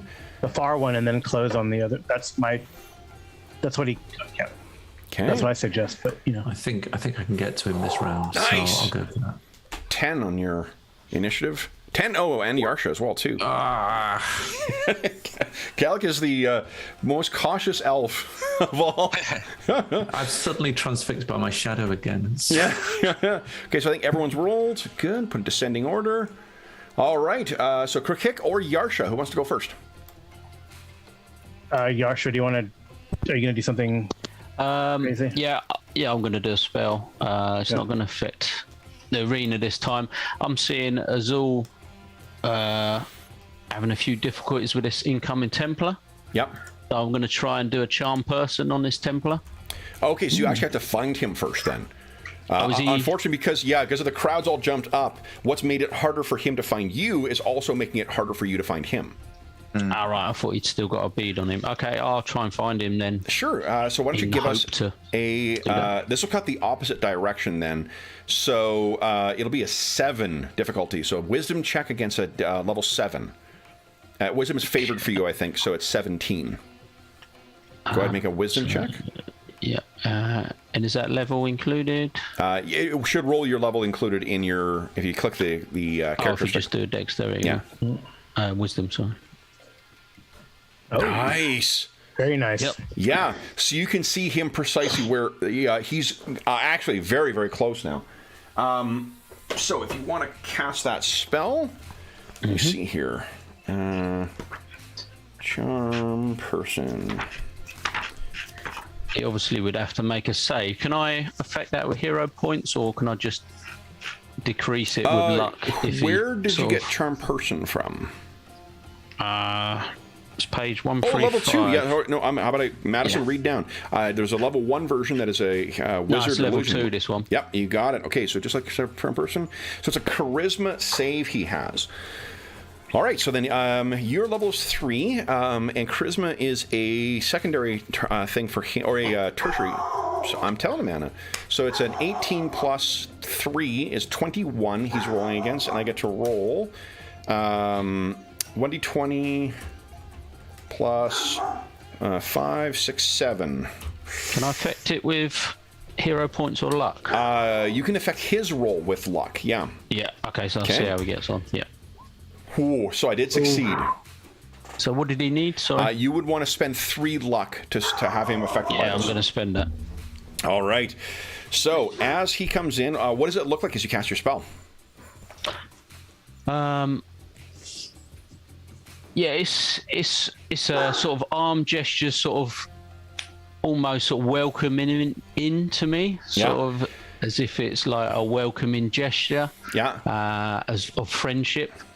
To try and... So the expression on his face from, the look of someone on the hunt shifts to that same... Actually, Azul, you would recognize this as the same, like, faux-friendly expression that he gave to you before. His pace slows as he's making his way through the crowd, and he's making his way over towards you. Yarsh, or Krik, you're up next. Yeah, so I have I guess it's strange. So I have a movement of 45. So can I make it there? Because I'm 25 away. 45. That's four squares. 20. 1, 2, 3, 4. No. Let's see here. 1, 2, 3, 4. Yeah, and you can jump. What you could do is you could have charged. So the thing with charge in this game, I noticed last night too, is that you actually have to charge at least your movement.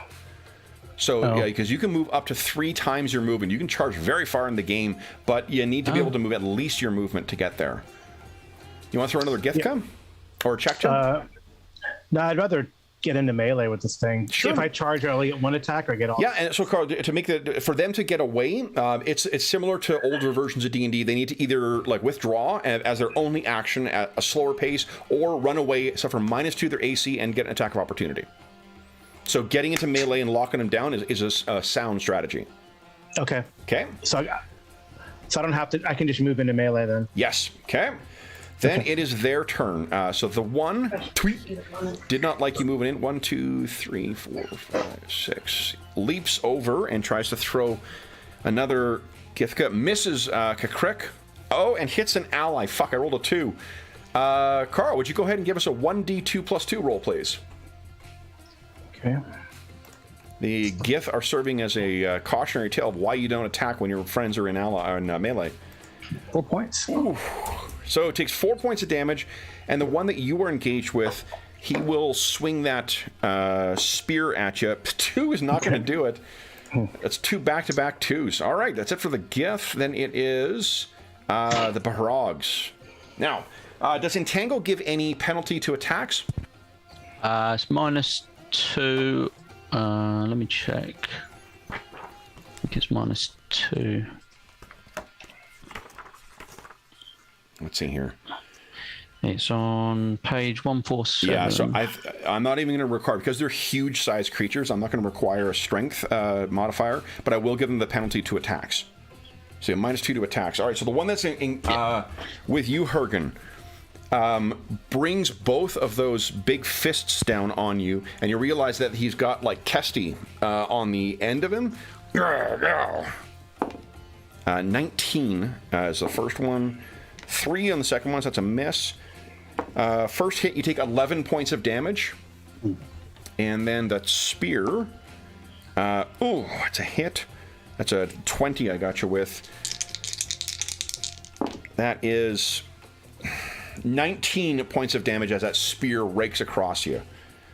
The other one staggers out of the entangle. That's all he's able to do this round. Sakia or Domitian is next. Who would like to go? Eddie, just go first. All right. Sakia will. I think she's now starting to get a rhythm going with Hergen, and she is going to move in this direction around Hergen and attack the Barag. Go ahead. And she's using her steel dagger. Okay. You can equip yourself with something that you are better at if you'd like.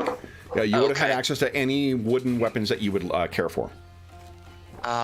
Would there be a wooden axe available? Yes, absolutely. Okay.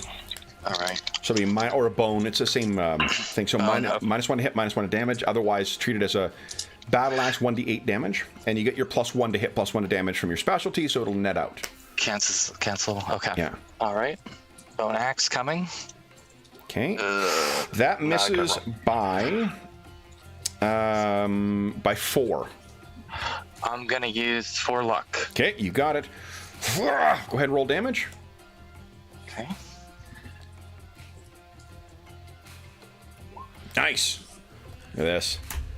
So you hack the axe into its calf and rake down, and you can hear the horrific, like, unspooling of tendons. And it staggers down, so it's kind of like limping with one leg. You know what? I had typed 1d8 and I didn't press enter, so it rolled a 1d4 still. Oh, so yeah, go ahead and hit 1d8. Let's do a yeah, D8. I'll see if we'll take whichever one's higher. Well, there you go. Same thing. Same thing. Good. Meant to be. Okay, so Domitian, what are you doing? Moving one hand closer to my concealed dagger, I would keep an eye out to see if anyone has noticed Yasha meddling with the Templar's mind. If there's any other... Obviously, the crowd is focused on the fight, but maybe there's other Templars around. I will tell you... keeping an eye out so on. why don't you give us a... This will be a difficulty 1. The wisdom check at 1, and this won't take your action. Okay, so let's do... Easy. Oh, no. No one seems to have noticed. Like, this is, the crowd is all focused on what's going on in the Grand Melee. In that case, I'll just keep an eye on the crowd, just in case there's whatever is hopefully going off with the Veiled Alliance is kicking off. But Yasha seems to be in control of this Templar. I won't interfere with that. Sounds good. Hergen or Azul? Please go ahead, James. Okay, I will just go and hit the... Oh! You want to hero point that? Oh yeah, I'll do a hero point then. Okay. And go ahead and reroll. There you go. Much better. Go ahead and roll damage. Yeah, you don't want to accidentally hit Scythia. Oh no! oh, I think he's dead then. Oh. Tell us what it looks like as you take down this Barag. No, I take it, slice it across, and his head comes off, and then just tumbles to the floor. Yeah, the 4 arms all kind of flailing for a bit, and then he falls over onto it where his bad leg is, and the other one bellows out in its unknown language. Azul, what are you doing? So now feeling like Yasha's got control of the situation. I think I'm gonna try to monitor the activities on the pavilion where Kalek is. I want to start us getting a better sense of who's around him. How much are they paying attention to what's going on? Are they paying more attention to what's going on in the pits? Like, we need to start finding an opening, right? Okay. So all right. I guess so you're looking. whatever It sounds like information you and Domitian are sort of readying actions in the event something or an opportunity avails itself. I guess, yeah. Because how far away is the Templar? The Templar that Yarsha ensorcelled? Yeah, sorry. Probably about yeah. like 50 feet. Okay, so still too far to actually really do anything to yet, but still coming towards us. Yeah, but at a much more casual pace now. Right, but also less suspecting temperament. Yeah. So I'll bide my time until that one gets closer. Okay. Then Gallic, what are you doing? Okay, I'm going to do as I am told, and 1, 2, 3, 4 half move, which gets me into combat range, and I shall skewer this thing. I might try and plead a flank, but I'm gonna. I will let you get +2 for your attack roll on this. Nice. I'll make the roll. Okay. Oh, jeez. That's gonna hit. Yep. Go ahead and roll damage. That will hit. Okay, and we will put in some damage. Nice. Very nice. Look at that. Boom. This thing hisses and turns towards you.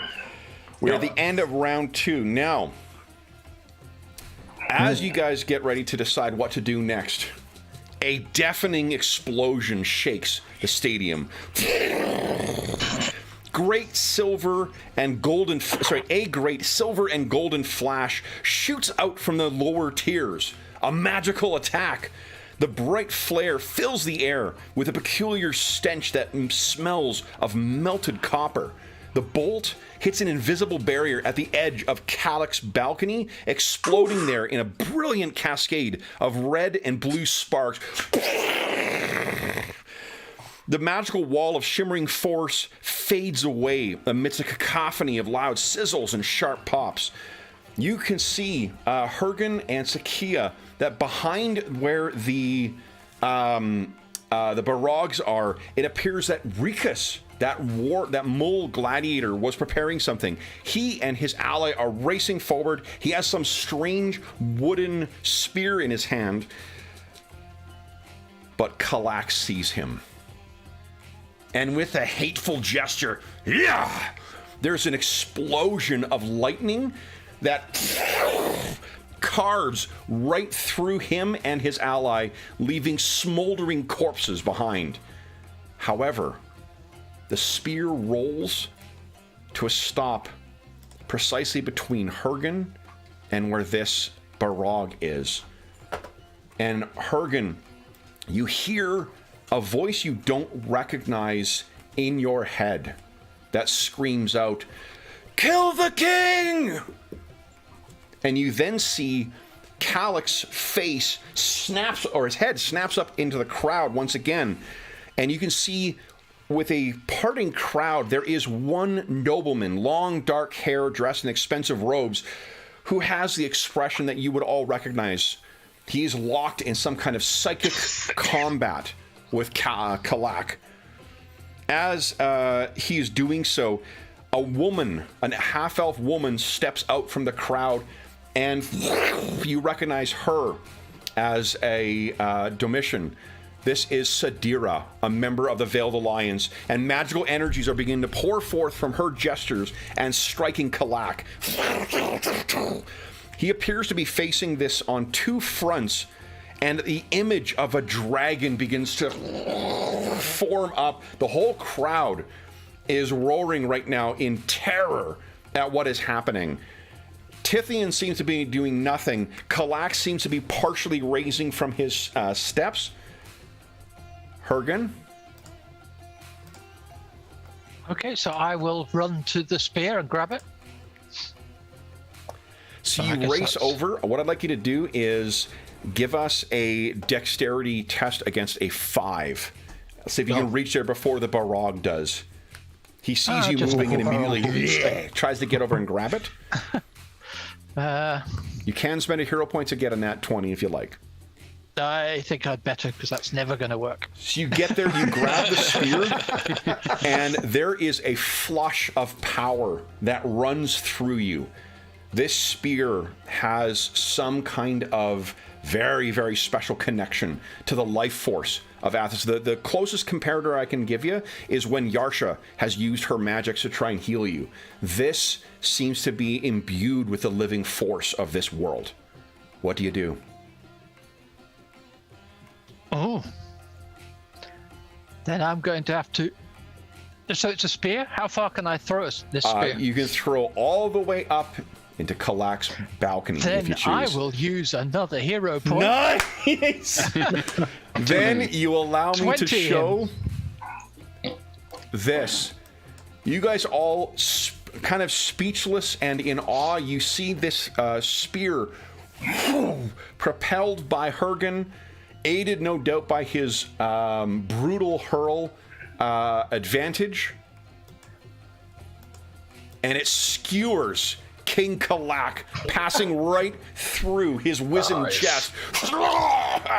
And that dragon that has manifested over disappears in a flash of magical and psionic power.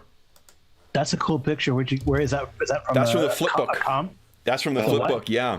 And guys, why don't we take our mid-session break? So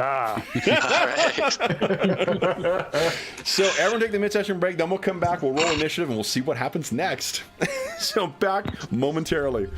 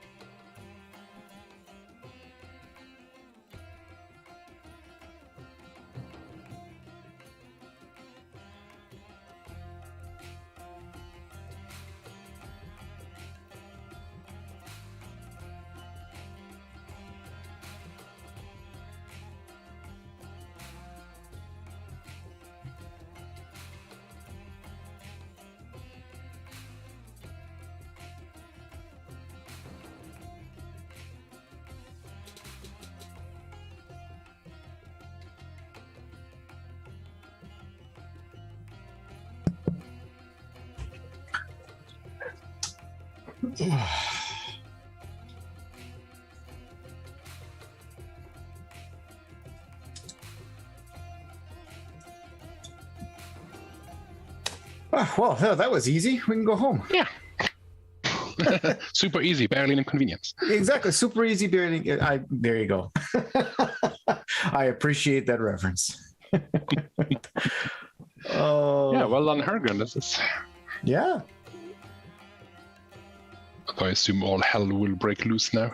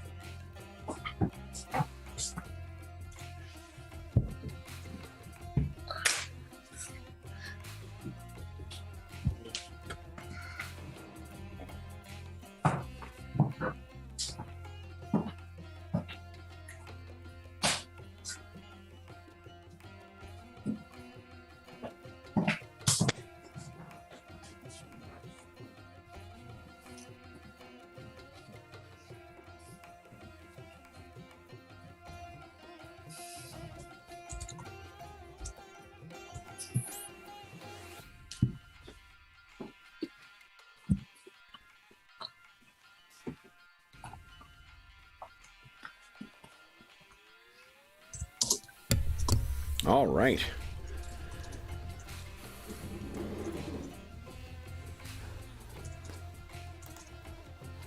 So we're just waiting for our, what do you call someone who commits regicide?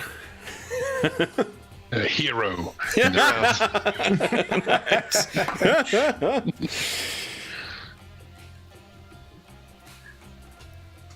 Okay.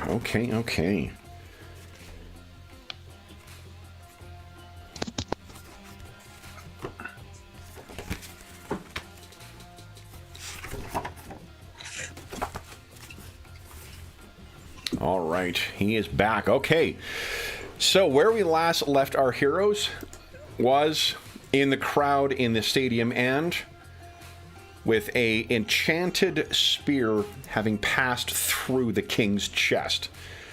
There is, unsurprisingly, a silence and hushed reaction that falls through the crowd, which feels almost like a heavier weight hitting than what the sound of the crowd was, just by virtue of how many people are here. And then one single person cries out, "They've killed the king!" And there's this wow, like crazy. It's not celebratory, it's panic. Everyone doesn't know what to do. What you can see from the stands, Yarsha, Domitian, and Azul, is that Kalik, with a hole through his chest, has been picked up by his half-giant guards and moved into the ziggurat. What I would like each of you to do, and I think I'm going to let what's-his-name make one more save as the wave of the impact hits, because he is connected with Kalik. Let's see here. Nope. So there's a brief moment as he's walking towards you, Yarsha, where he's sort of like, there's a look of aggression, but then it once again melts away and is a look of friendship. Although he still is, everyone's shocked as to what's happening. So, why doesn't everyone decide what you're doing? Is anyone casting spells this round? Nada? Anyone doing anything No, to do yes, with their... Domitian will cast a spell. Domitian's casting a spell? Okay, I've got nobody who's going to be interrupting you. I might cast. How close is he?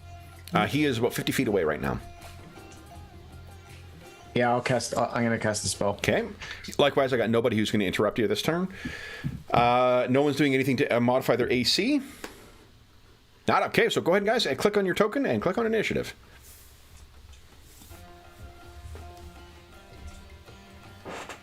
All right. Nice. That 10 for Domitian. Okay, that's everybody. Awesome. So I got 10 for the... Oh, Yana.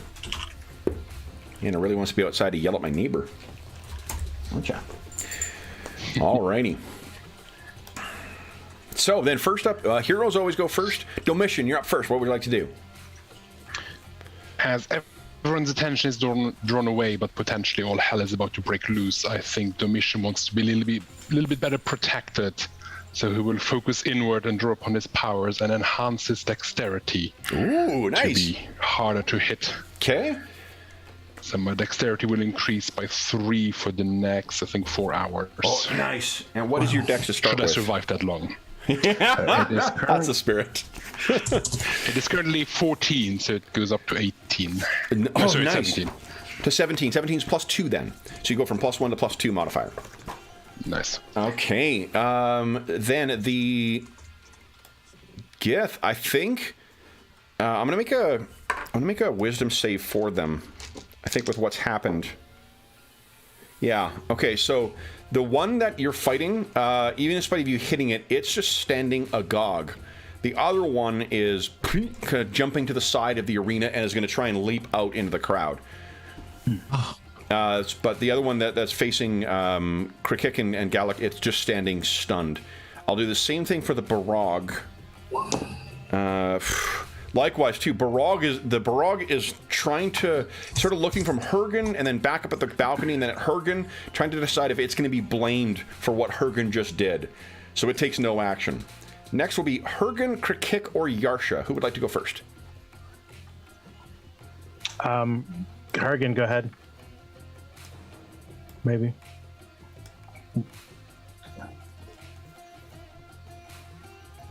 Okay. I think you muted Hergen.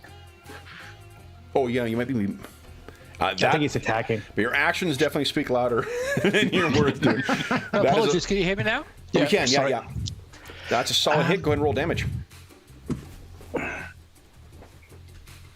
Oh, jeez, look at this. You hammer into the side, and it is not happy. Now, in spite of it having higher hit dice from you, you just killed an immortal sorcerer king. So go ahead and give us a Constitution check against that level 5. See if you intimidate him. That's your prime, so it's 15. You're 2 off. You want to spend 2 luck, or? Oh yes, 2 nice. of those. Yep. So he is terrified. You get -2 to hit you because he's terrified of you. Krikik or Yarsha, who'd like to go next? I'll go. Krikik's just gonna, he made it all this way here. He's gonna just finish this thing. Okay. So lots of claws and bite. Yeah, lots. Go ahead. I'm sure some of those. Oh no! 1. You want to spend hero point? Yeah, we have 3. Yeah, but I don't want to accidentally hit Gaelic or mess something. All right, so I'll spend a hero point. Okay. Go ahead and reroll. Can we make that? All right. Come on, roll 20. There you That's go. a hit. Solid hit. Go ahead and roll Nice. damage. I'm pretty sure you kill him with this one. Oh, damage the second one. 4, Yeah. maybe not. Yeah, so you, with a single swipe, you tear this thing's throat out, and it hits the ground, slumped over, almost like it's kneeling. Am I gonna leap? If I see her, Can't move after attacks in CNC. Oh, you cannot. Okay. No. Okay, Yarsha then. Expecting again something's going to happen in the near future. I'm just going to enchant some magic stones. Okay. So I'm just going to prepare some stones. You got it. Okay. Gallic or Azul? Go ahead, Gaelic. I'm going to look round and see what's going on. I think I probably... You can see that up in the stands, not far from where you are, there is a familiar dwarven face. Okay.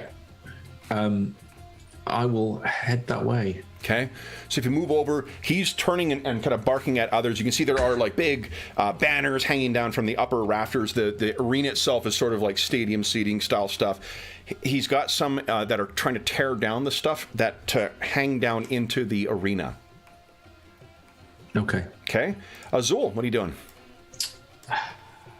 What I've done, are we allowed to change what we are doing in this? If you do, yeah, you can change. What it does, just you drop to the end of the round then. That's fine, because I'm not going to cast the spell I was going to cast. Okay, so then Sakia, you're up next. Sakia's gonna try to close ground and get near Hergen. Okay. So you can jog at double your movement. You can run at triple your movement. Think a jog then. I can get there with a jog. Okay. Okay. All right. And then Azul, what are you doing? Yeah, we still have to do something about this shell creature thing, don't we? Oh, I forgot about that. I haven't. Okay, I'd like to. Well, no, we've still got the other not Inquisitor, the Templar. Yep. Yeah, no, I'm gonna bide my time. We gotta try to do something about him. Okay. Now, maybe I might try to get closer to. Maybe I'll try to close the distance a bit. Okay. Yeah, you could easily reach him in one round. You've got like a 40-foot movement. Oh, right, that's true too. Okay. Yeah. So. Okay, I'll go half that distance. Now, the one thing I will say is that Yarsha may caution you. Charm makes him friendly towards Yarsha. He doesn't know Yarsha from anyone else. He does know you. Okay, no, that's a good point. I will still have to bide my time yet. Okay. I can try and control him, but he then gets saving throws against charisma. Yeah, no, that's totally fair. Okay. I think it makes sense that that's what you're doing. Here's what I would like you to do: is you don't actually reach him yet, but he looks up and his face gets angrier. Would Yarsha, Domitian, and Azul each give us a Wisdom check against difficulty 3, please?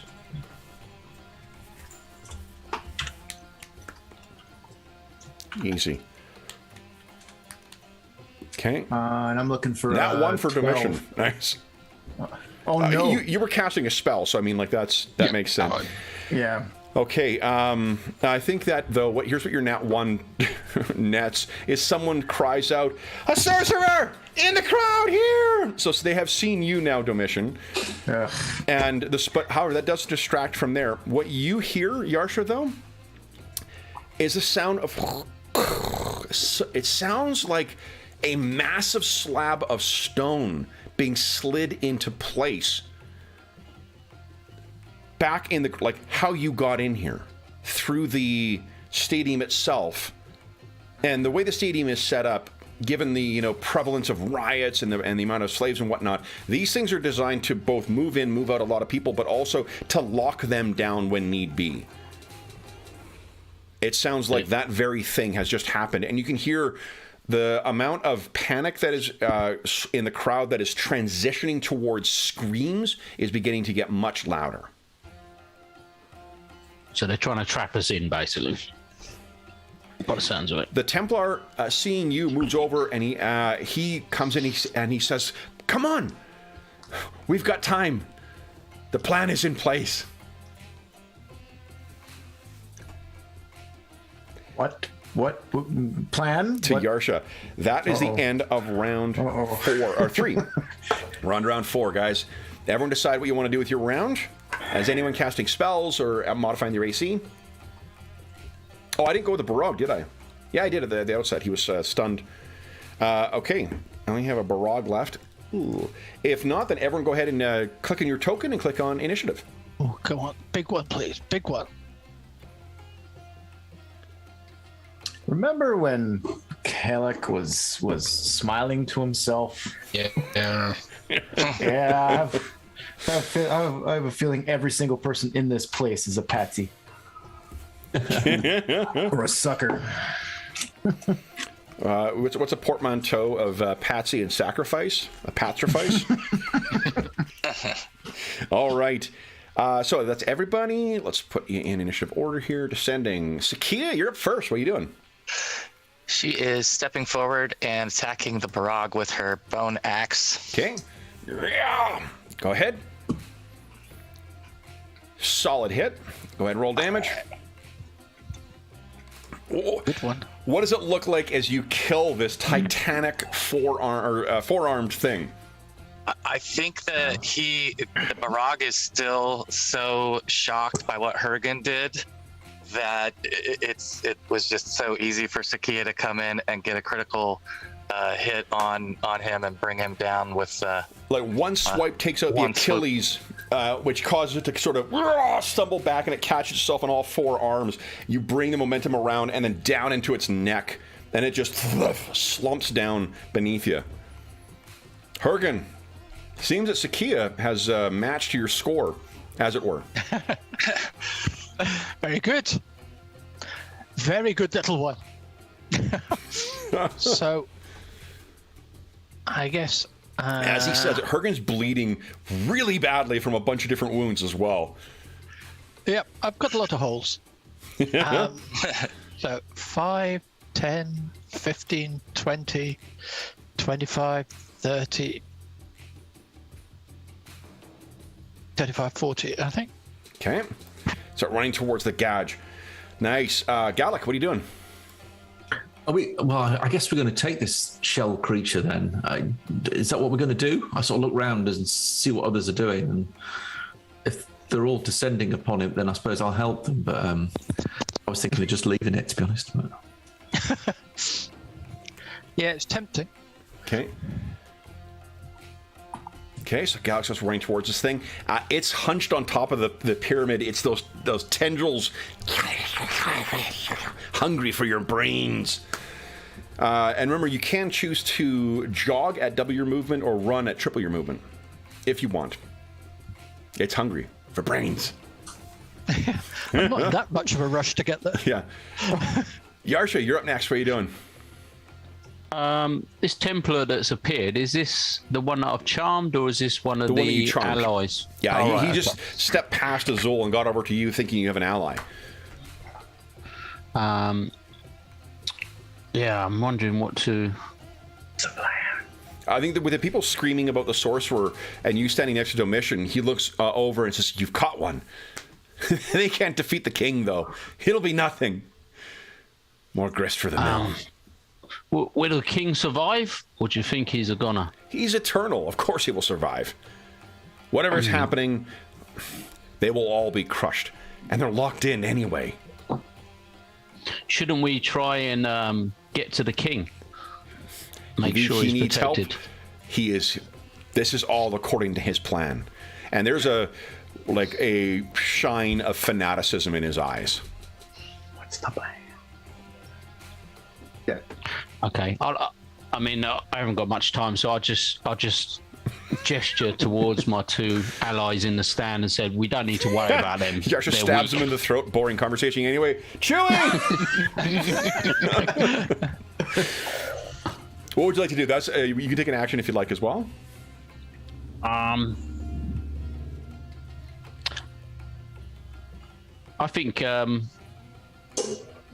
I think he's worried about this brain creature. I'm going to try and convince this Templar to come down into the arena with me to Okay. try and deal with this What do you say? shell creature. Without the king in the arena, that this creature could be out of control. We need to control it psychically. It won't be long for this world. You need not worry. Wow. It's well in hand. Azul, what would you like to do? I would very much like to use all of my half-giant strength and grapple the shit out of this Templar.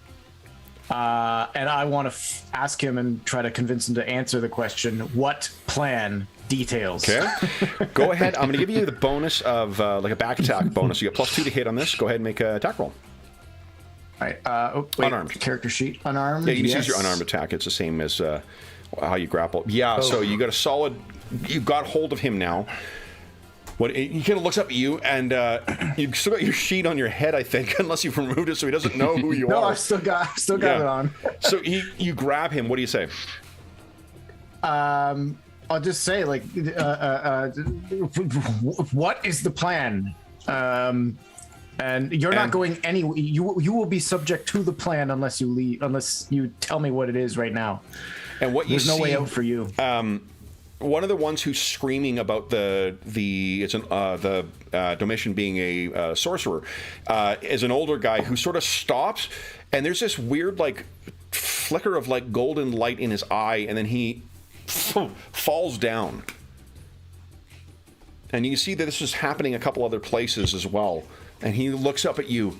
Too late. Kerkek, Oh, what are you doing?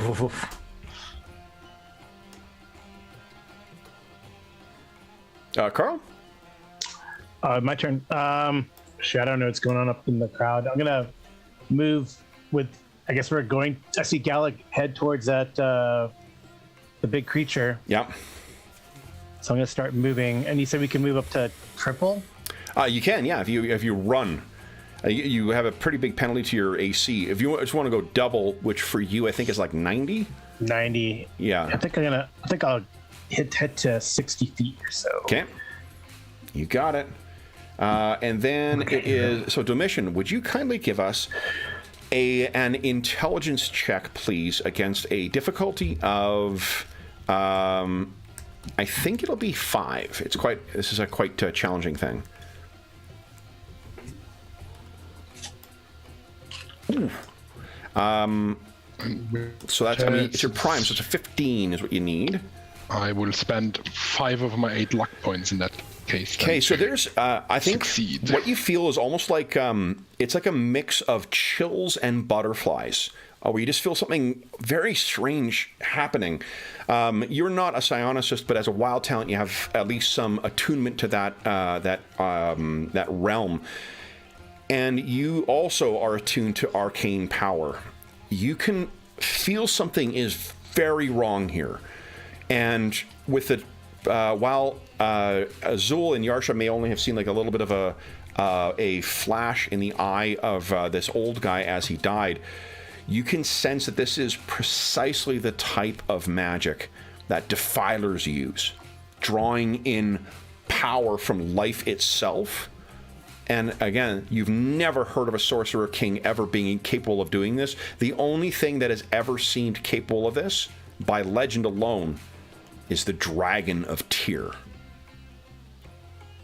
But looking around, a child, another old person, another old person. The vulnerable are beginning to fall. And almost by instinct, you look over at that massive obsidian pyramid underneath the gauge. There is a similar glow beginning to emit from underneath that thing, or from within it, as if it's being heated. And you realize that the flailing of its tendrils might not be in anticipation or hunger. It might actually be in pain and distress. Domitian, why has it not moved off of the... Why would it not have tried to attack? Oh. Domitian, what would you like to do? There'll be a moment of sort of freezing up as all of this sinks in, and then he'll shout at Yasha and Azul, leave him. We either we all need to get out, or we need to destroy the obsidian pillar. But whatever we do, we need to do it quickly, or everyone in here is dead.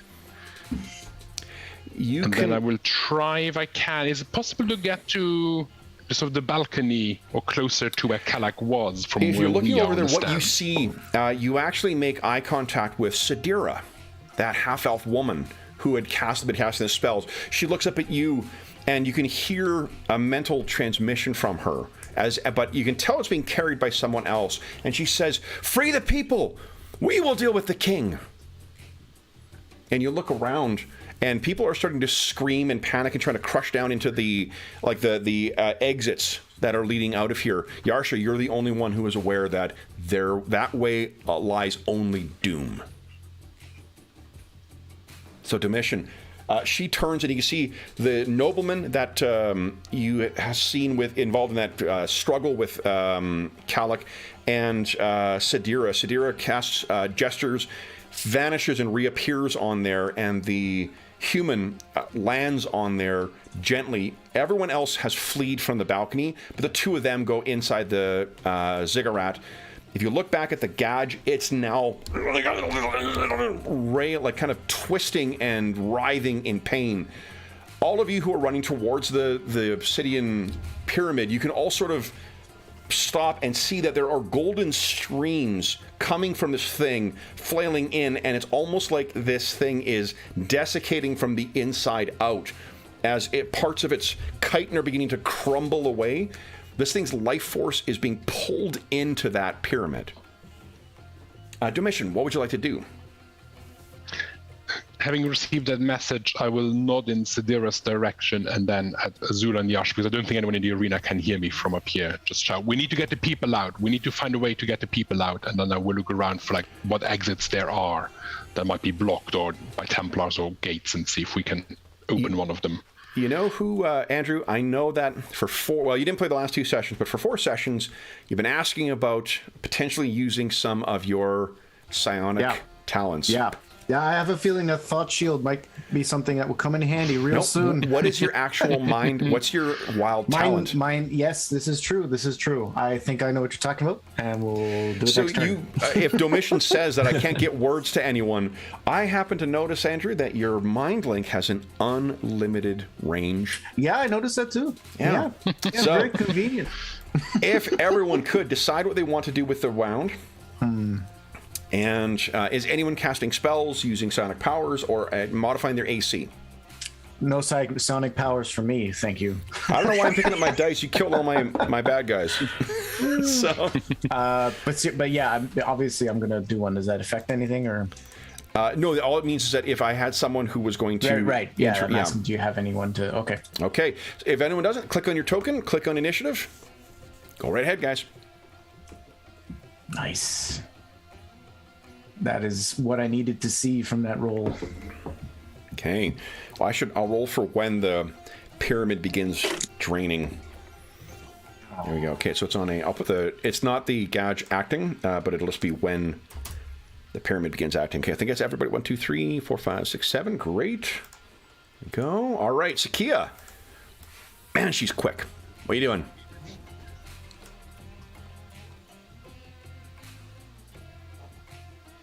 Oh, you might be muted, Jamie. Yes, thanks. I'm gonna go in another jog in the direction of the gauge. Okay. So try to close ground, get myself between my allies in this direction there. Okay. So Sakia's going racing up. Hergen, what are you doing? Oh, James, you might be muted as well. James, you might be muted. No, I'm here. No, Okay. no thoughts. I'm on. So this gauge is being the glow in the center of the pyramid is getting brighter as more of those golden strands are coming in. There seems to be golden strands coming in from elsewhere in the stadium as well, though you can't track the direct source. Anyone who's close enough, Sakia, you can, as you get in, you immediately feel it as well. You're closer than what Domitian is, so you don't need to make the roll. There is that power that you use to fuel your spells. This must be what it feels like.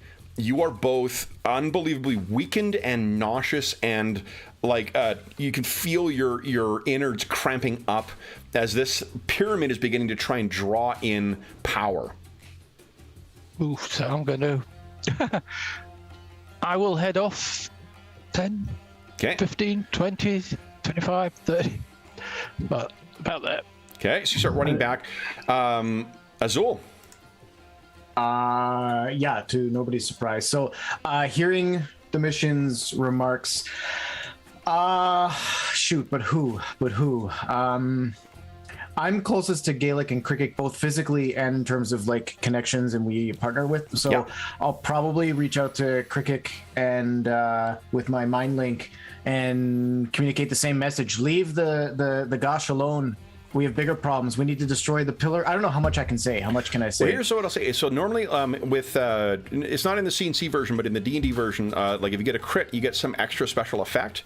Okay. If you spent a hero point to activate this, because you need to make a MAC roll to activate it, I'll let you communicate a single message to all of your allies. Well, then I obviously will do that. Okay. So yeah, I'll relay all the information that Domitian has said. Basically, well, hold on. You have 10 seconds in this round, so take 10 seconds and tell us what your message is. Sure. Ignore the gash, destroy the pillar, or get the hell out. We need to get everybody out. 10 seconds is not much to say much. Everyone is armed with wooden weapons against an obsidian. Yeah, then forget it. Get out. We need to get out. Okay. Gallic, you've heard that. What would you like to do? I'm going to use my spear as a pole vault and pole vault my way into the actual seating area itself if I can. Sure, yeah. That sounds like an awesome. Let's give it a. That's a hero or something. 3. I don't know. Oh, you want to spend a hero point? You do it. Yeah. It sounds heroic. I'll do it. I'll spend the hero point. Okay. And literally, I'm going to tumble right into the stand in a fluid motion. You got it. Woof, you were up in the stands. Now, do you want to go where closest to where Yarsha, Domitian, and Azul are, closest to where the dwarves are, or somewhere else? I shall go to the dwarves. Okay, so you're sort of off on the side. You leap down, and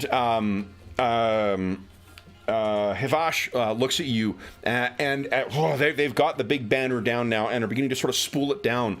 He says they're trapped down there. Who's trapped? Your allies. They're not the worry. You are. We need to get out. Okay. Domitian, what are you doing? We'll look around to see what exits there are. You look up from the stands a bit, and then there's a big. Think of like it's very much like stadium seating in like a football stadium or whatever. There's big kind of walkways you can walk through, and then that generally leads to the exterior where you can go downstairs and whatnot and get out into the city. Does it look like they are blocked as well, similar to the downstairs? There's people pouring into there. If you spend the round sort of running up towards that. Yeah. Allow me to show you what the situation is. This is...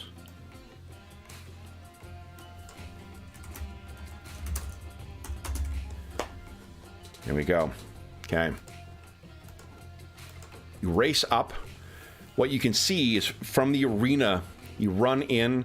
There are Templars who are guards who are cutting down people as they were trying to run by. But there's a massive stone block that has suddenly been deployed, blocking everyone's retreat. You cannot get out. But would you give us an intelligence check against a 1, please? Level 1. I'm going to spend a hero point and re-roll that. Come on. Nice. There we go. So perhaps because just, back in your scholarly days or whatnot, for whatever reason, the mechanism that operates this, you see where there is a door labeled door, helpfully? Yes. That is where you access the mechanism that controls that block. Okay? Then it is... I have a plan forming. There is a wave that comes out. Would Sakia and Kirkik give us a wisdom save against a level 5, please? Remember, you can add your level. You just get do a is it just a wisdom check? Oh. Oof. Yeah. Yeah, it sucks because my wisdom's the primary. Oh, I'm gonna use a hero. I'm gonna use a hero point to reroll. To reroll, you got it. Okay. I might have to use luck. Can I use luck and hero? Yes, you can. Yeah. So you I need how 4 much points. How much do you need? 4 points, right? 15. You said level 5. I need 3 15. points. Yeah, you need 15 total. So I need 4 points. 4 points. Okay. And then Sakia. I think I needed an 18 and I got... Oh, it's 20. Yeah, you both succeeded. All right, so you both succeeded, which means you each lose 4 points of constitution. It's almost like the sun itself is exhausting you. I don't think anyone else is within 50 feet yet. Krik, your turn. Is there any way to free the guys, or is it like impossible? It's going to die. Like, is it? Okay. Yeah, and you know what? Like, honestly, you would not want to free. These things are horrific predators. All right, so he's gonna run then. Okay. Can you run and then leap? Yeah, I'll let you do that. Just give us the same thing as Galak. It'll be like a level 3 dexterity check or strength check.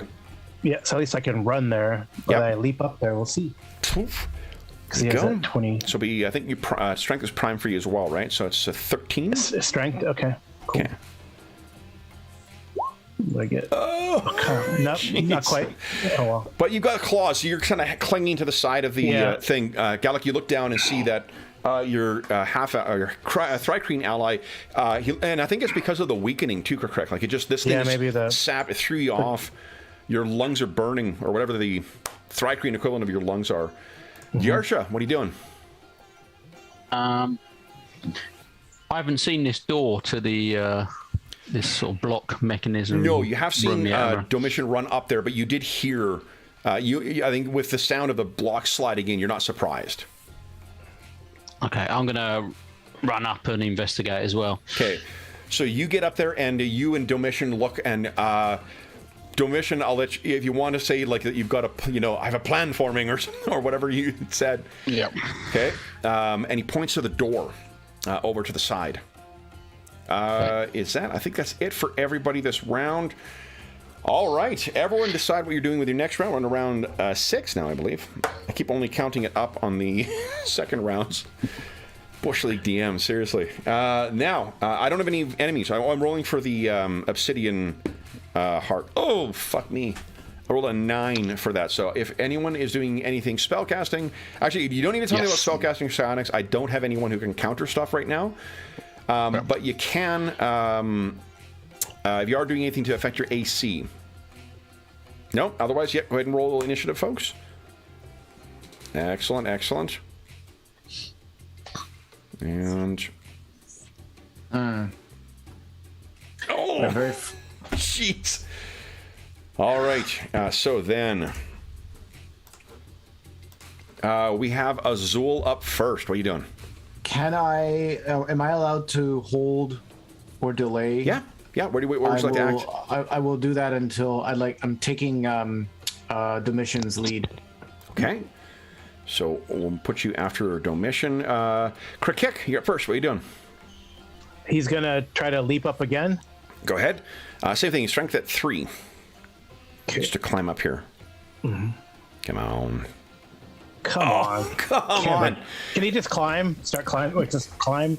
Well, this how is high is it? These are designed to prevent the gladiator. That's the only reason you need rolls. How tall are they? If you sort of slide down, you could probably leap it if you're going right from the base and then up. Yeah. But you'll have to do that next round, unfortunately. Okay. Unless you have. We're throwing the banners left? down. We're throwing the banners down, aren't we, to pull you up? Yeah. I think maybe that's what if the dwarves are acting this round too. They throw down and you sort of grab this banner and scramble up to the top, so you can join your allies. Okay. Sakia, I need another wisdom save from you, please, against a 15. Sakia, come on! So I think she's already down 4 Constitution, and this would possibly bring her down quite a bit more. Can I use a hero point to save? Absolutely. Yep. You make your save, so you only suffer 2 more loss for Constitution. And the glow is... You guys can see there are members of the crowd who are dropping as life force is being drawn into this thing. Then, Galak.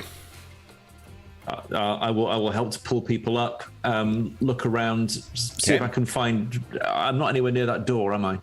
No, you can see, however, that maybe out of the corner of your eye, Azul seems to be standing sort of in between. He's very easy to see. And Galak maybe looks at you, Azul, as if like, what's happening? Yeah, I'll just shout to you, Azul.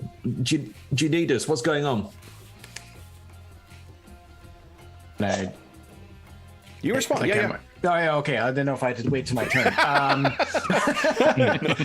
No, I'll try to gesture them over and tell them Domitian's got a plan. Come over here, or take let him. Right, go! Pretty much. Sakia. She is going top speed towards the following the Drycreen's footsteps. So she's moving in that direction. Yeah, and you can picture it like it's as if you were at the end of having raced a double marathon. Like your legs are completely exhausted as you're just stumbling over to this, trying to get yourself up. There are other guards. Can I pull the spear down to sort of grab it and help yank him up? Yep. You get it, and then kind of help her up.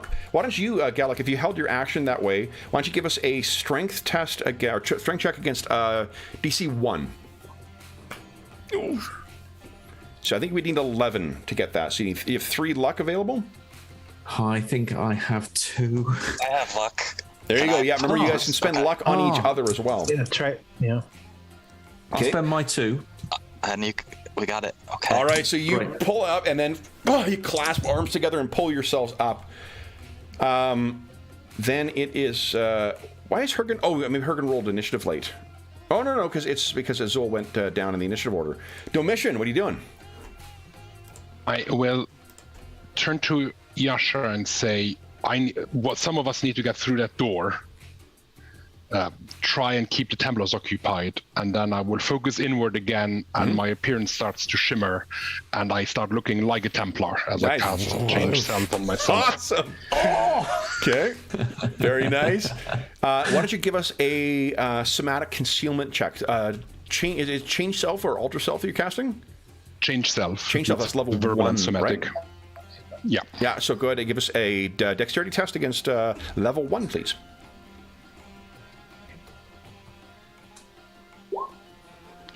Oof. You're only off by 3. I have 3 luck points left, so there they go. So yeah, no one knows what's happened here. Hergen, what are you doing? Hergen will leg it as fast as he can away from the pyramid and get to the bottom here, ready to climb up next round. Okay, you know your allies are all on the other side, right? Yeah, but I don't fancy going anywhere in that pyramid. You can move up to triple your speed if you run. You can jog at double your speed and run at triple if you'd like. Okay, well, if I don't have to... Because what is you got like 40 movement, don't you? 40, so 120 would get you like there. Whoops. Okay, sorry. Let me take the measurement off. The amount of times I've done that in Roll20. Hergen is moving like you would not expect that this big guy to move as fast as he is, but this is like this is how little I know about football. Is that the only reference I know is Refrigerator Perry because he was on the G.I. Joe roster at one point. So he goes racing across. Azul, you've been holding your action. What are you doing? Now hearing some of this plan, I will do as asked. I'm going to start moving over towards the Templars and try to engage them to distract them. Okay, so Yarsha, you're sort of trying to figure out how to distract this, and then Azul comes charging in. What do you choose to do to distract them? I thought about just attacking the first one I see. That sounds like it definitely would get their attention. Go ahead and fairly straightforward. So the first one you see, let's see here, and Domitian is standing next to Yarsha. I only have my unarmed strikes, right? I don't have the Obsidian Maul on my list. You have the Obsidian Maul. You can assume you've got that. I do have it. Yep. Well then. Yep. So you step in. Go ahead and make an attack roll. Oh, solid hit. Go ahead and roll damage. 13. Hold on, let me check. So one of the Templars has just hacked down a woman who's trying to flee, and he's got a vicious-looking, rusty old. He's clearly like not high in the rankings. Hacks someone down and says, "Don't kill them. The king wants them alive." And then smash! This thing comes down, and he is off to meet his sorcerer king. Yarsha, what are you doing? I assume there's plenty of Templars to choose from near this door. Most definitely. Yeah, I'm going to run over and thinking more aggressively today. I've revised Blistering Rays, so I'm going to try and grab one of these Templars and put Blistering Rays on. Okay. That's the one. I think it just gives like double. Is that the one that's the? It's the opposite of Merciful Shadows. Okay, so that they feel just so you know, extreme heat. What that would do, it would make like that's one of those slow burn things. That's like it'll make him require double the amount of water throughout the day. It just says doubling their water equipment. Additionally, the affected character must make a contract every round of extreme exertion, such as combat. Okay. Or pass out. Oh, that's awesome then. Yeah. So you harness the very worst part of the Athasian climate. Your eyes blaze like the dark sun itself. And do I get a save or? It's intelligence. Intelligence save. It. Okay, so yeah. You're level 3 or 4 now. 4. So I need a 22 on this. I only get to add 1. I failed with a 19. It hits and just starts sweltering. It's the one standing outside the door, seemingly on guard, and looks at you like, you. Let's make another save for him. Thwump. He may have had a heart attack from heat stroke. Okay, that is the end of the round, guys. Let's everyone decide what you're doing next round. You're all far enough away, so I don't get to roll initiative anymore. Taking away all my fun stuff. Everyone decide what you want to do with your round, and then click on your token and go ahead and roll. I don't need to know about AC modifiers or spells because I got nothing that's going to interact with you this round. Oh, and let me get rid of the gauge on the initiative order too. All right. 1, 2, 3, 4, 5, 6, 7. Excellent. We have Hergen or Gallic or Yarsha up first. Well then, Hergen's predictable. He's got some momentum up. The big boy's moving. That's right. He's straight up here and scrambles right up the... See, yeah, there's a bunch of dwarves who are at the edge who have held down this massive, thick banner, and they're like, come on! Come on! Go ahead and give us a strength test against level 1, please. Give me a U. Sorry. No, not Gallic. Here we go. Big money. Go. Yep. Hergen is out of the arena and with his allies. Gallic or Yarsha, who would like to go next? To the door. I'm going to do the same thing because I've got 2 of those spells revised. So I'm just going to pick another Templar. Okay. And try and do Blistering Rays Yeah, again. go right ahead. Okay, so then let me make Save. same fail, or very close. So yeah, affected as well. He has been fighting. He falls unconscious. Passes out from the heat. Gallic, what are you doing? To me, jump towards the door. All right. Because you elven speed, you're easily able to get up there.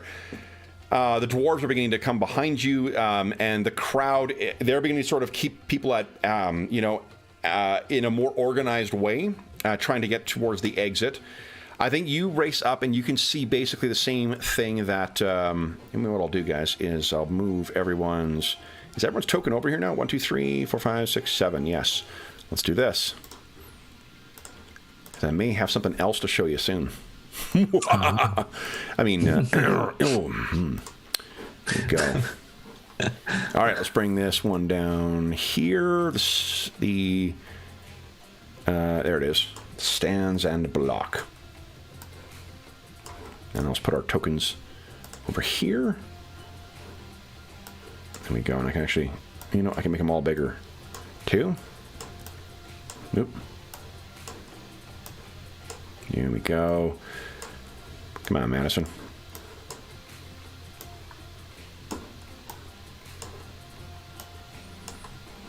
All right. Some of you are looking a little blocky right now. I don't think it matters for this one. So there's where we find ourselves, guys, is rushing into that crowd. Now, there are probably only maybe 2 Templars left with some guards. But I think you probably would be able to make an attack if you'd like as well, Gallic. Okay, I'll do so. I don't think my token's on there, but I'm going to make my attack with my spear. Where did I put you? Oh, I didn't move you over. Hold on. Sorry about that. Where are you? Where are you hiding? Oh, I think you're in there. Am I there? Okay. 15? 15 is a hit. Yeah, these guys are only wearing leather armor. Excellent. These are the guys who work in the stands are sort of the low-level functionaries. 5 damage. 5 damage. Okay, so not enough to... You hit him, but it's not enough to flat-out kill him. There we go. There's Gallic. All right, then Azul. You're in there. There's still another... Gallic has run up beside you and stabbed one of these Templars. There's still the injured one and 2 more. I'll take out. I'll take out. Well, that's presumptuous. I'll attack one of the other 2 that have not been hit yet. I think that past response for your attacks, it's fair to be feeling that your confidence is that you're going to take them out. Is a 10 sufficient? 10 is not. You would need a 11. Can I use a hero point to reroll? Yes, you can. Yep. Have you not got any luck? Oh, actually, no. Wait, that's Yeah, that's you just true. spend 1 luck and you got it. Oh, if it's only 1 luck, yeah, okay. I'll use I have 8. I'll use 1. Okay. All right. Damage. And are you hitting the same one or a new one? Wait, well, I killed the last one, right? Yes, but there are 3 more, and there's one that Gallic Right. injured. So I'm attacking one of the not yet attacked ones. Okay, the fresh ones. You got it. The fresh ones, meat. yeah. Okay, so yeah, you sweep in an upwards motion, and you can hear the crunch of this Templar's body, and it is lifted up and kind of lands down. Sakia.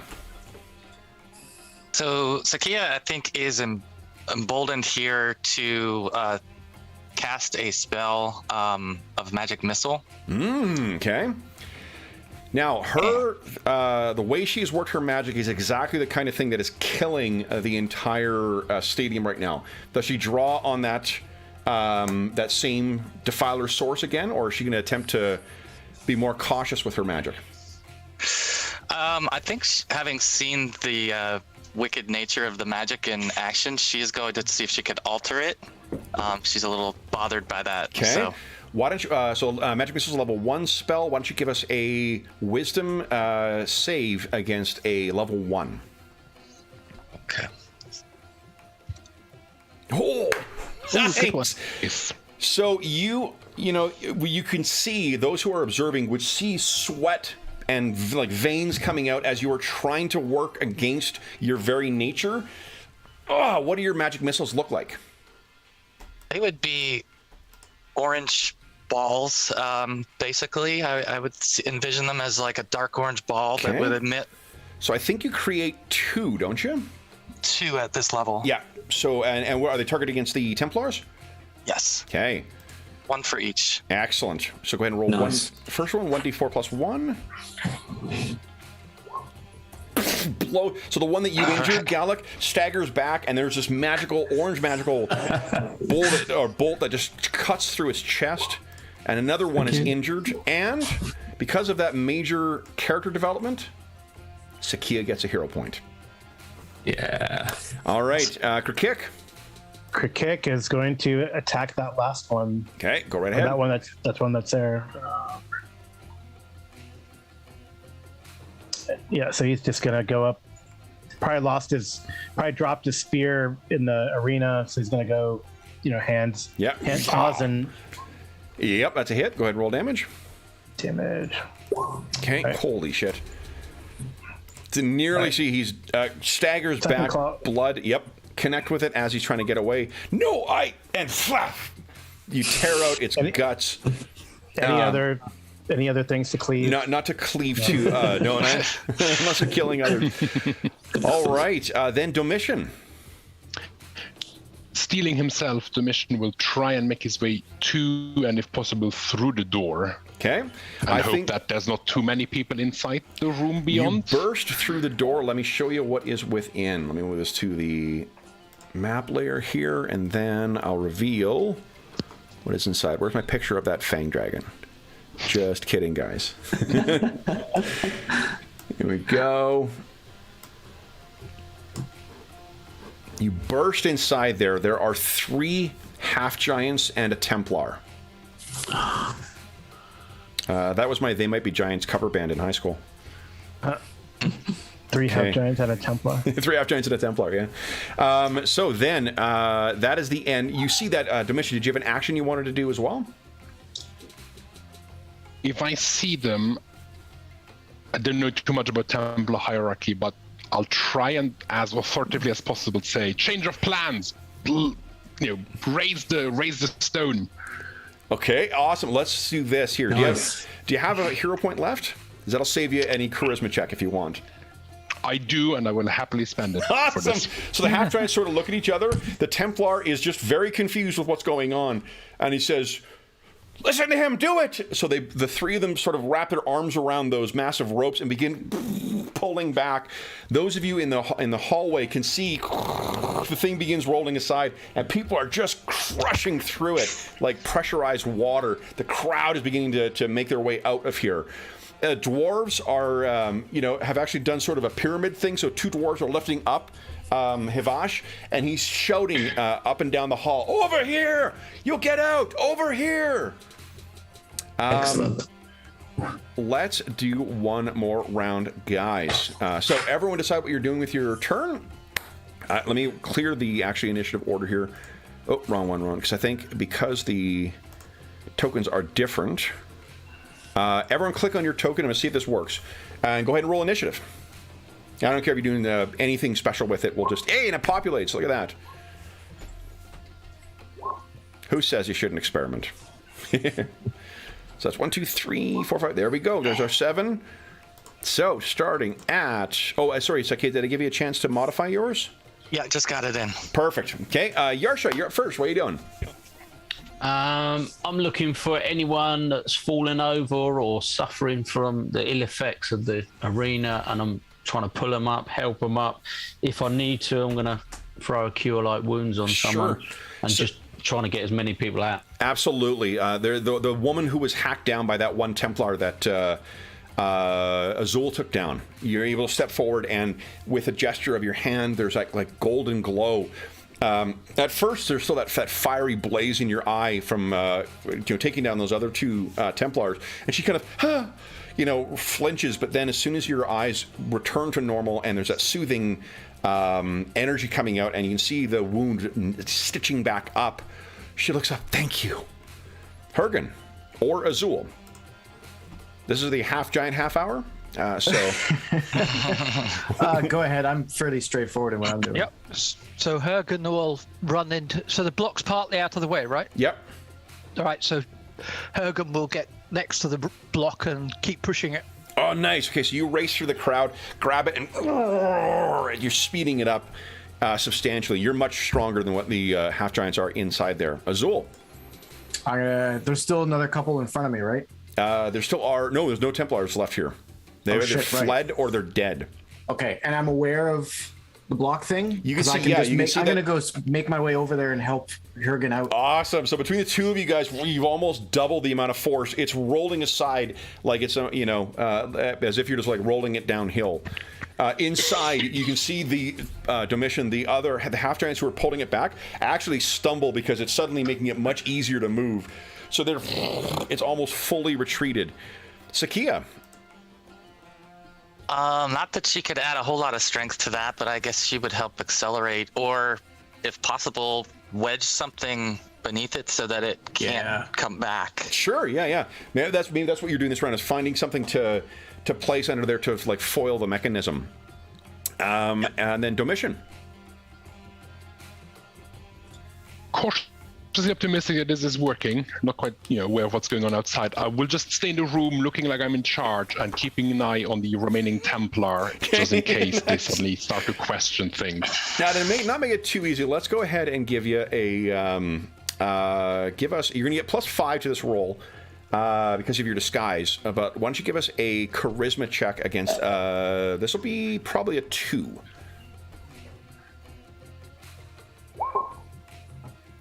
Oh, and Chris is prime, nice. So yeah, it's he 16. Yeah. So easily, he looks over and kind of leans in. Did plans change? Yes, some last-minute alterations. All is well. Praise the king. Galak, what are you doing?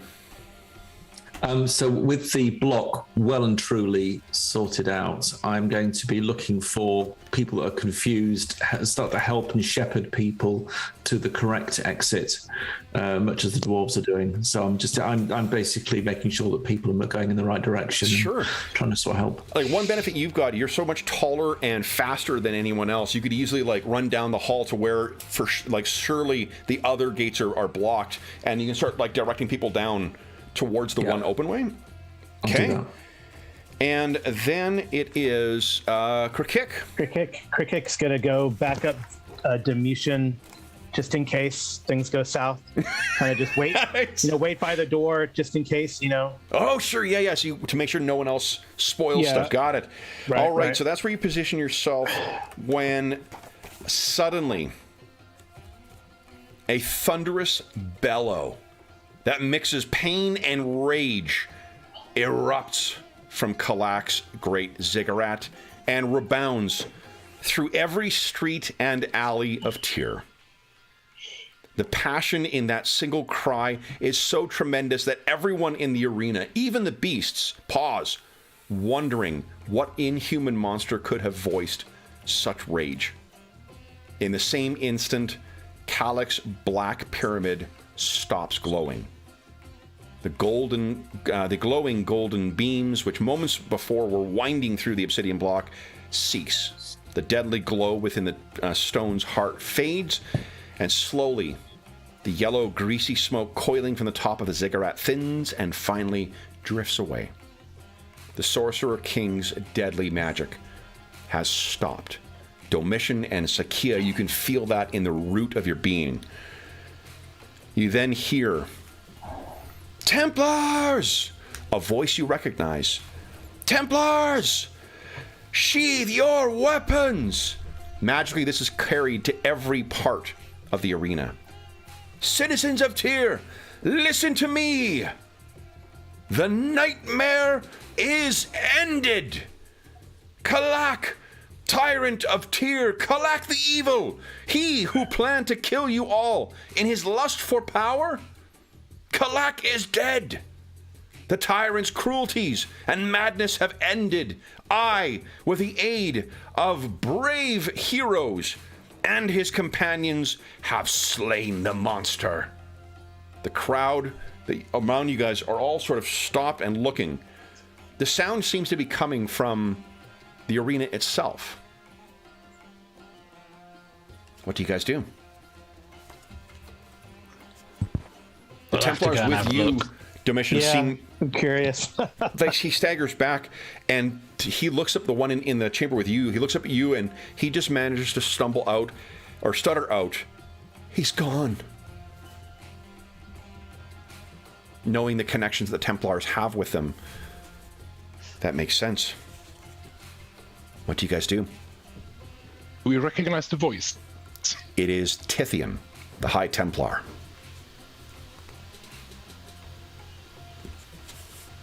There are people who are slowly milling back into the stadium itself. The panic and fear and whatnot, whether it's a psychic effect or something else, or whether it's just that there was something agitating people up, psychically agitating them, as it were, it seems gone. And everyone is slowly milling into the arena itself. Is it possible to just drop change self? Yeah, absolutely. Because I think people that might want to take out grievances against Templars. Oh, yeah. I don't want to get on the wrong side of them. So as I walk out of the door to join my friends, the change self will fade. Okay, so quick, you see Domitian steps out from in there. What do the rest of you guys do? Yeah, I'm going to head back towards the arena to make sure this is not some trap of some description and see what's going on in the arena. The rest of you guys follow? Same. Yeah, Okay. I think so. The stone has been Yeah. fully placed aside, but people are turning back. As you walk into the arena, what you guys see is the High Templar, bloodied and disheveled, stands in front of Kalak's balcony. Behind him stands the Sadira, the half-elf sorceress, and you can see that noble, the one who is psychically grappling with Kalak. He looks out over the crowd, and Tithian is the one standing up close, or up front. He says, "Citizens of Tyr, as proof of my words, behold, Kalak's crown!" And he holds it up high above his head, and it is bloodied, the very crown you saw sitting on the tyrant's head earlier today. The crowd breaks out in his booming celebration. Everyone is, "Ah!" He then says, his voice magically augmented over, "Behold, your new king, savior of Tyr," intones Tithian. And he then picks it up and lowers the crown onto his own head. and someone from the noble who steps forward. He then looks out over the crowd, his voice not augmented, whatever. He shouts out, "All hail King Tithian, the savior of Tyr!" And there's a bit of a confused cheer that comes from the crowd.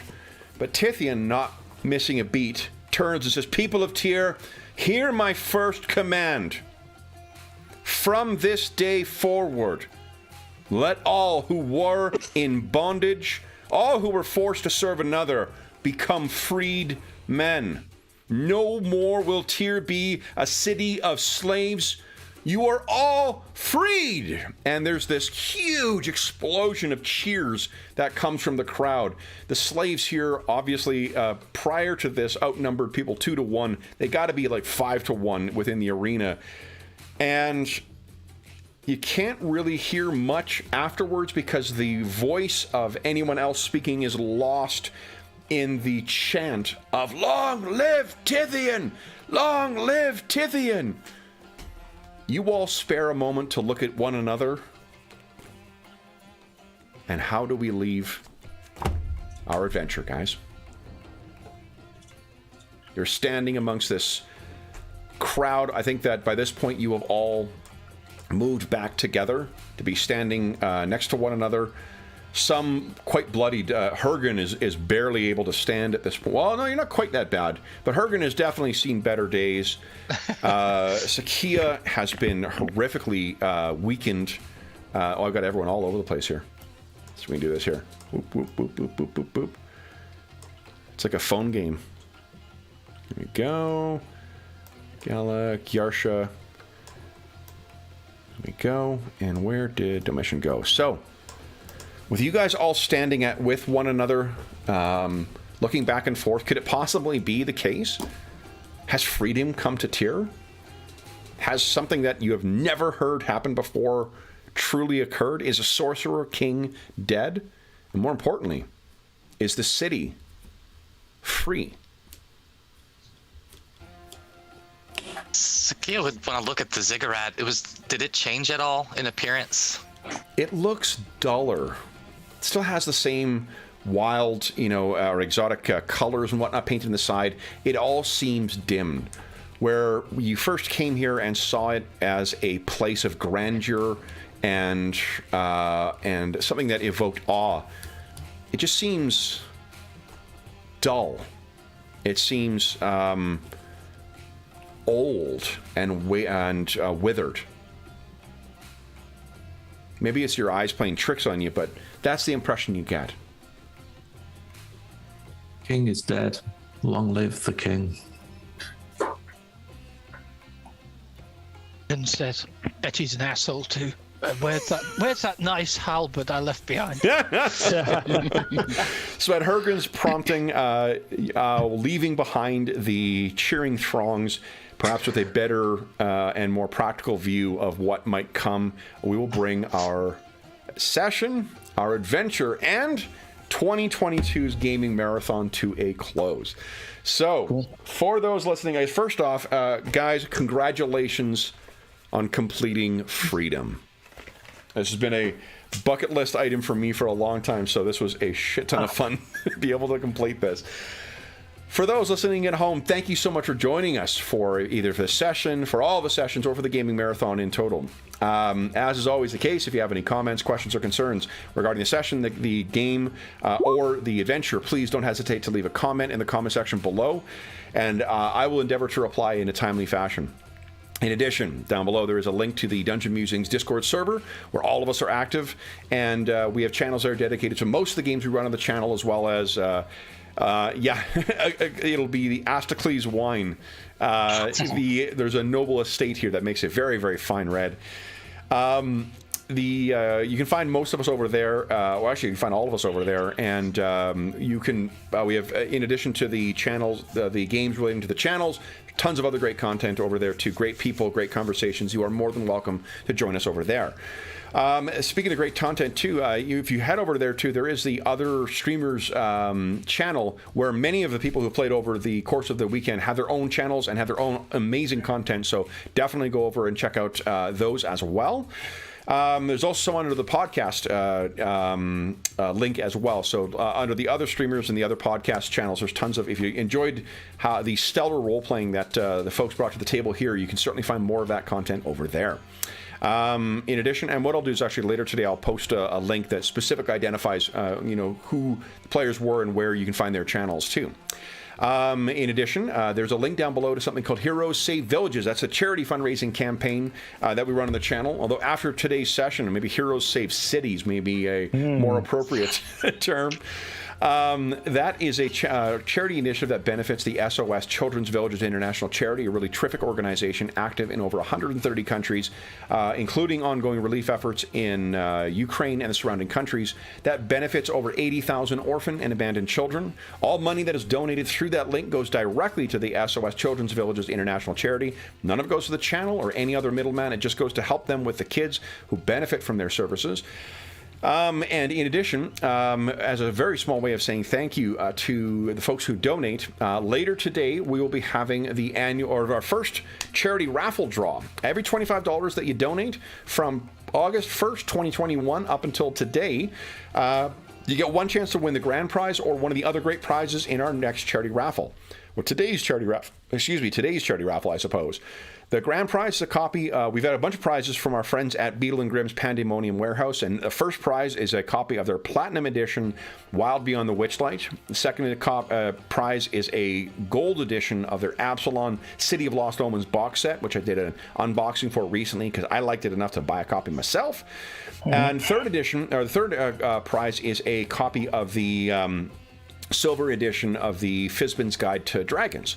If you're not familiar with Beetle and Grimm's products, they are incredible deluxe editions of the 5th edition adventures or the Pathfinder products of the same name, but with so much more in it. The box set for Absalon City Lost Omens has all the content, but broken down into much more easily accessible parts. There's always in-universe handouts for all of their prizes, so it's just amazing stuff. If you don't win those grand prizes, there's still a bunch of other great stuff, including a chainmail dice bag made by our resident armor smith, Dave. There's an example right there, held up by Dave. Dave F. has also donated the 3 core books from the AD&D 2nd edition, where Dark Sun originally found its home. The Player's Handbook, DMG, and Monstrous Manual. There's also, Jeff has donated the 5th edition Iron Kingdoms books, for including the DM screen.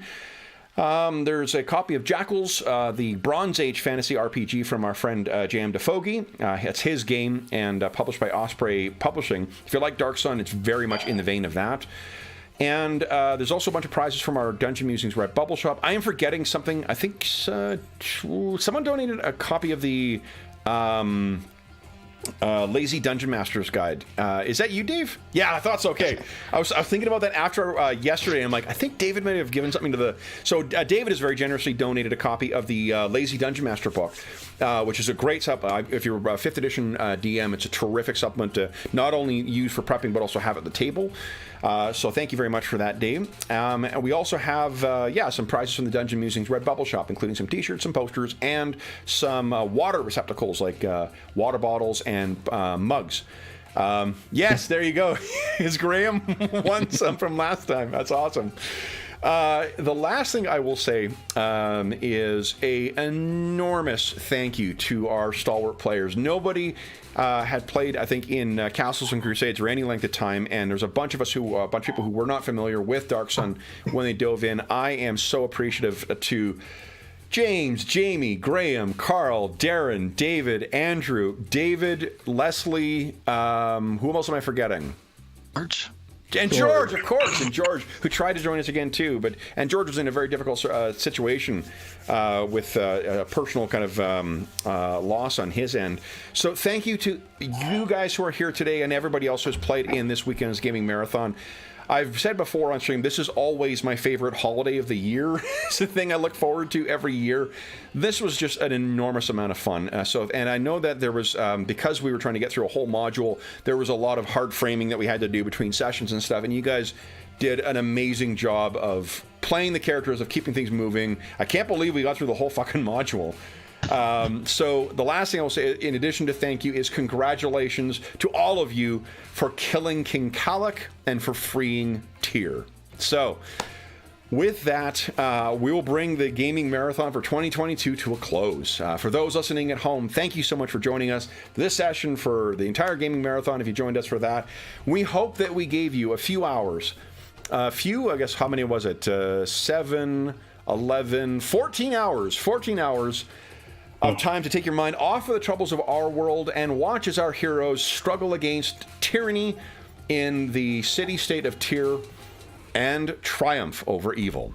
Until we see you again, stay safe, stay healthy, and happy gaming.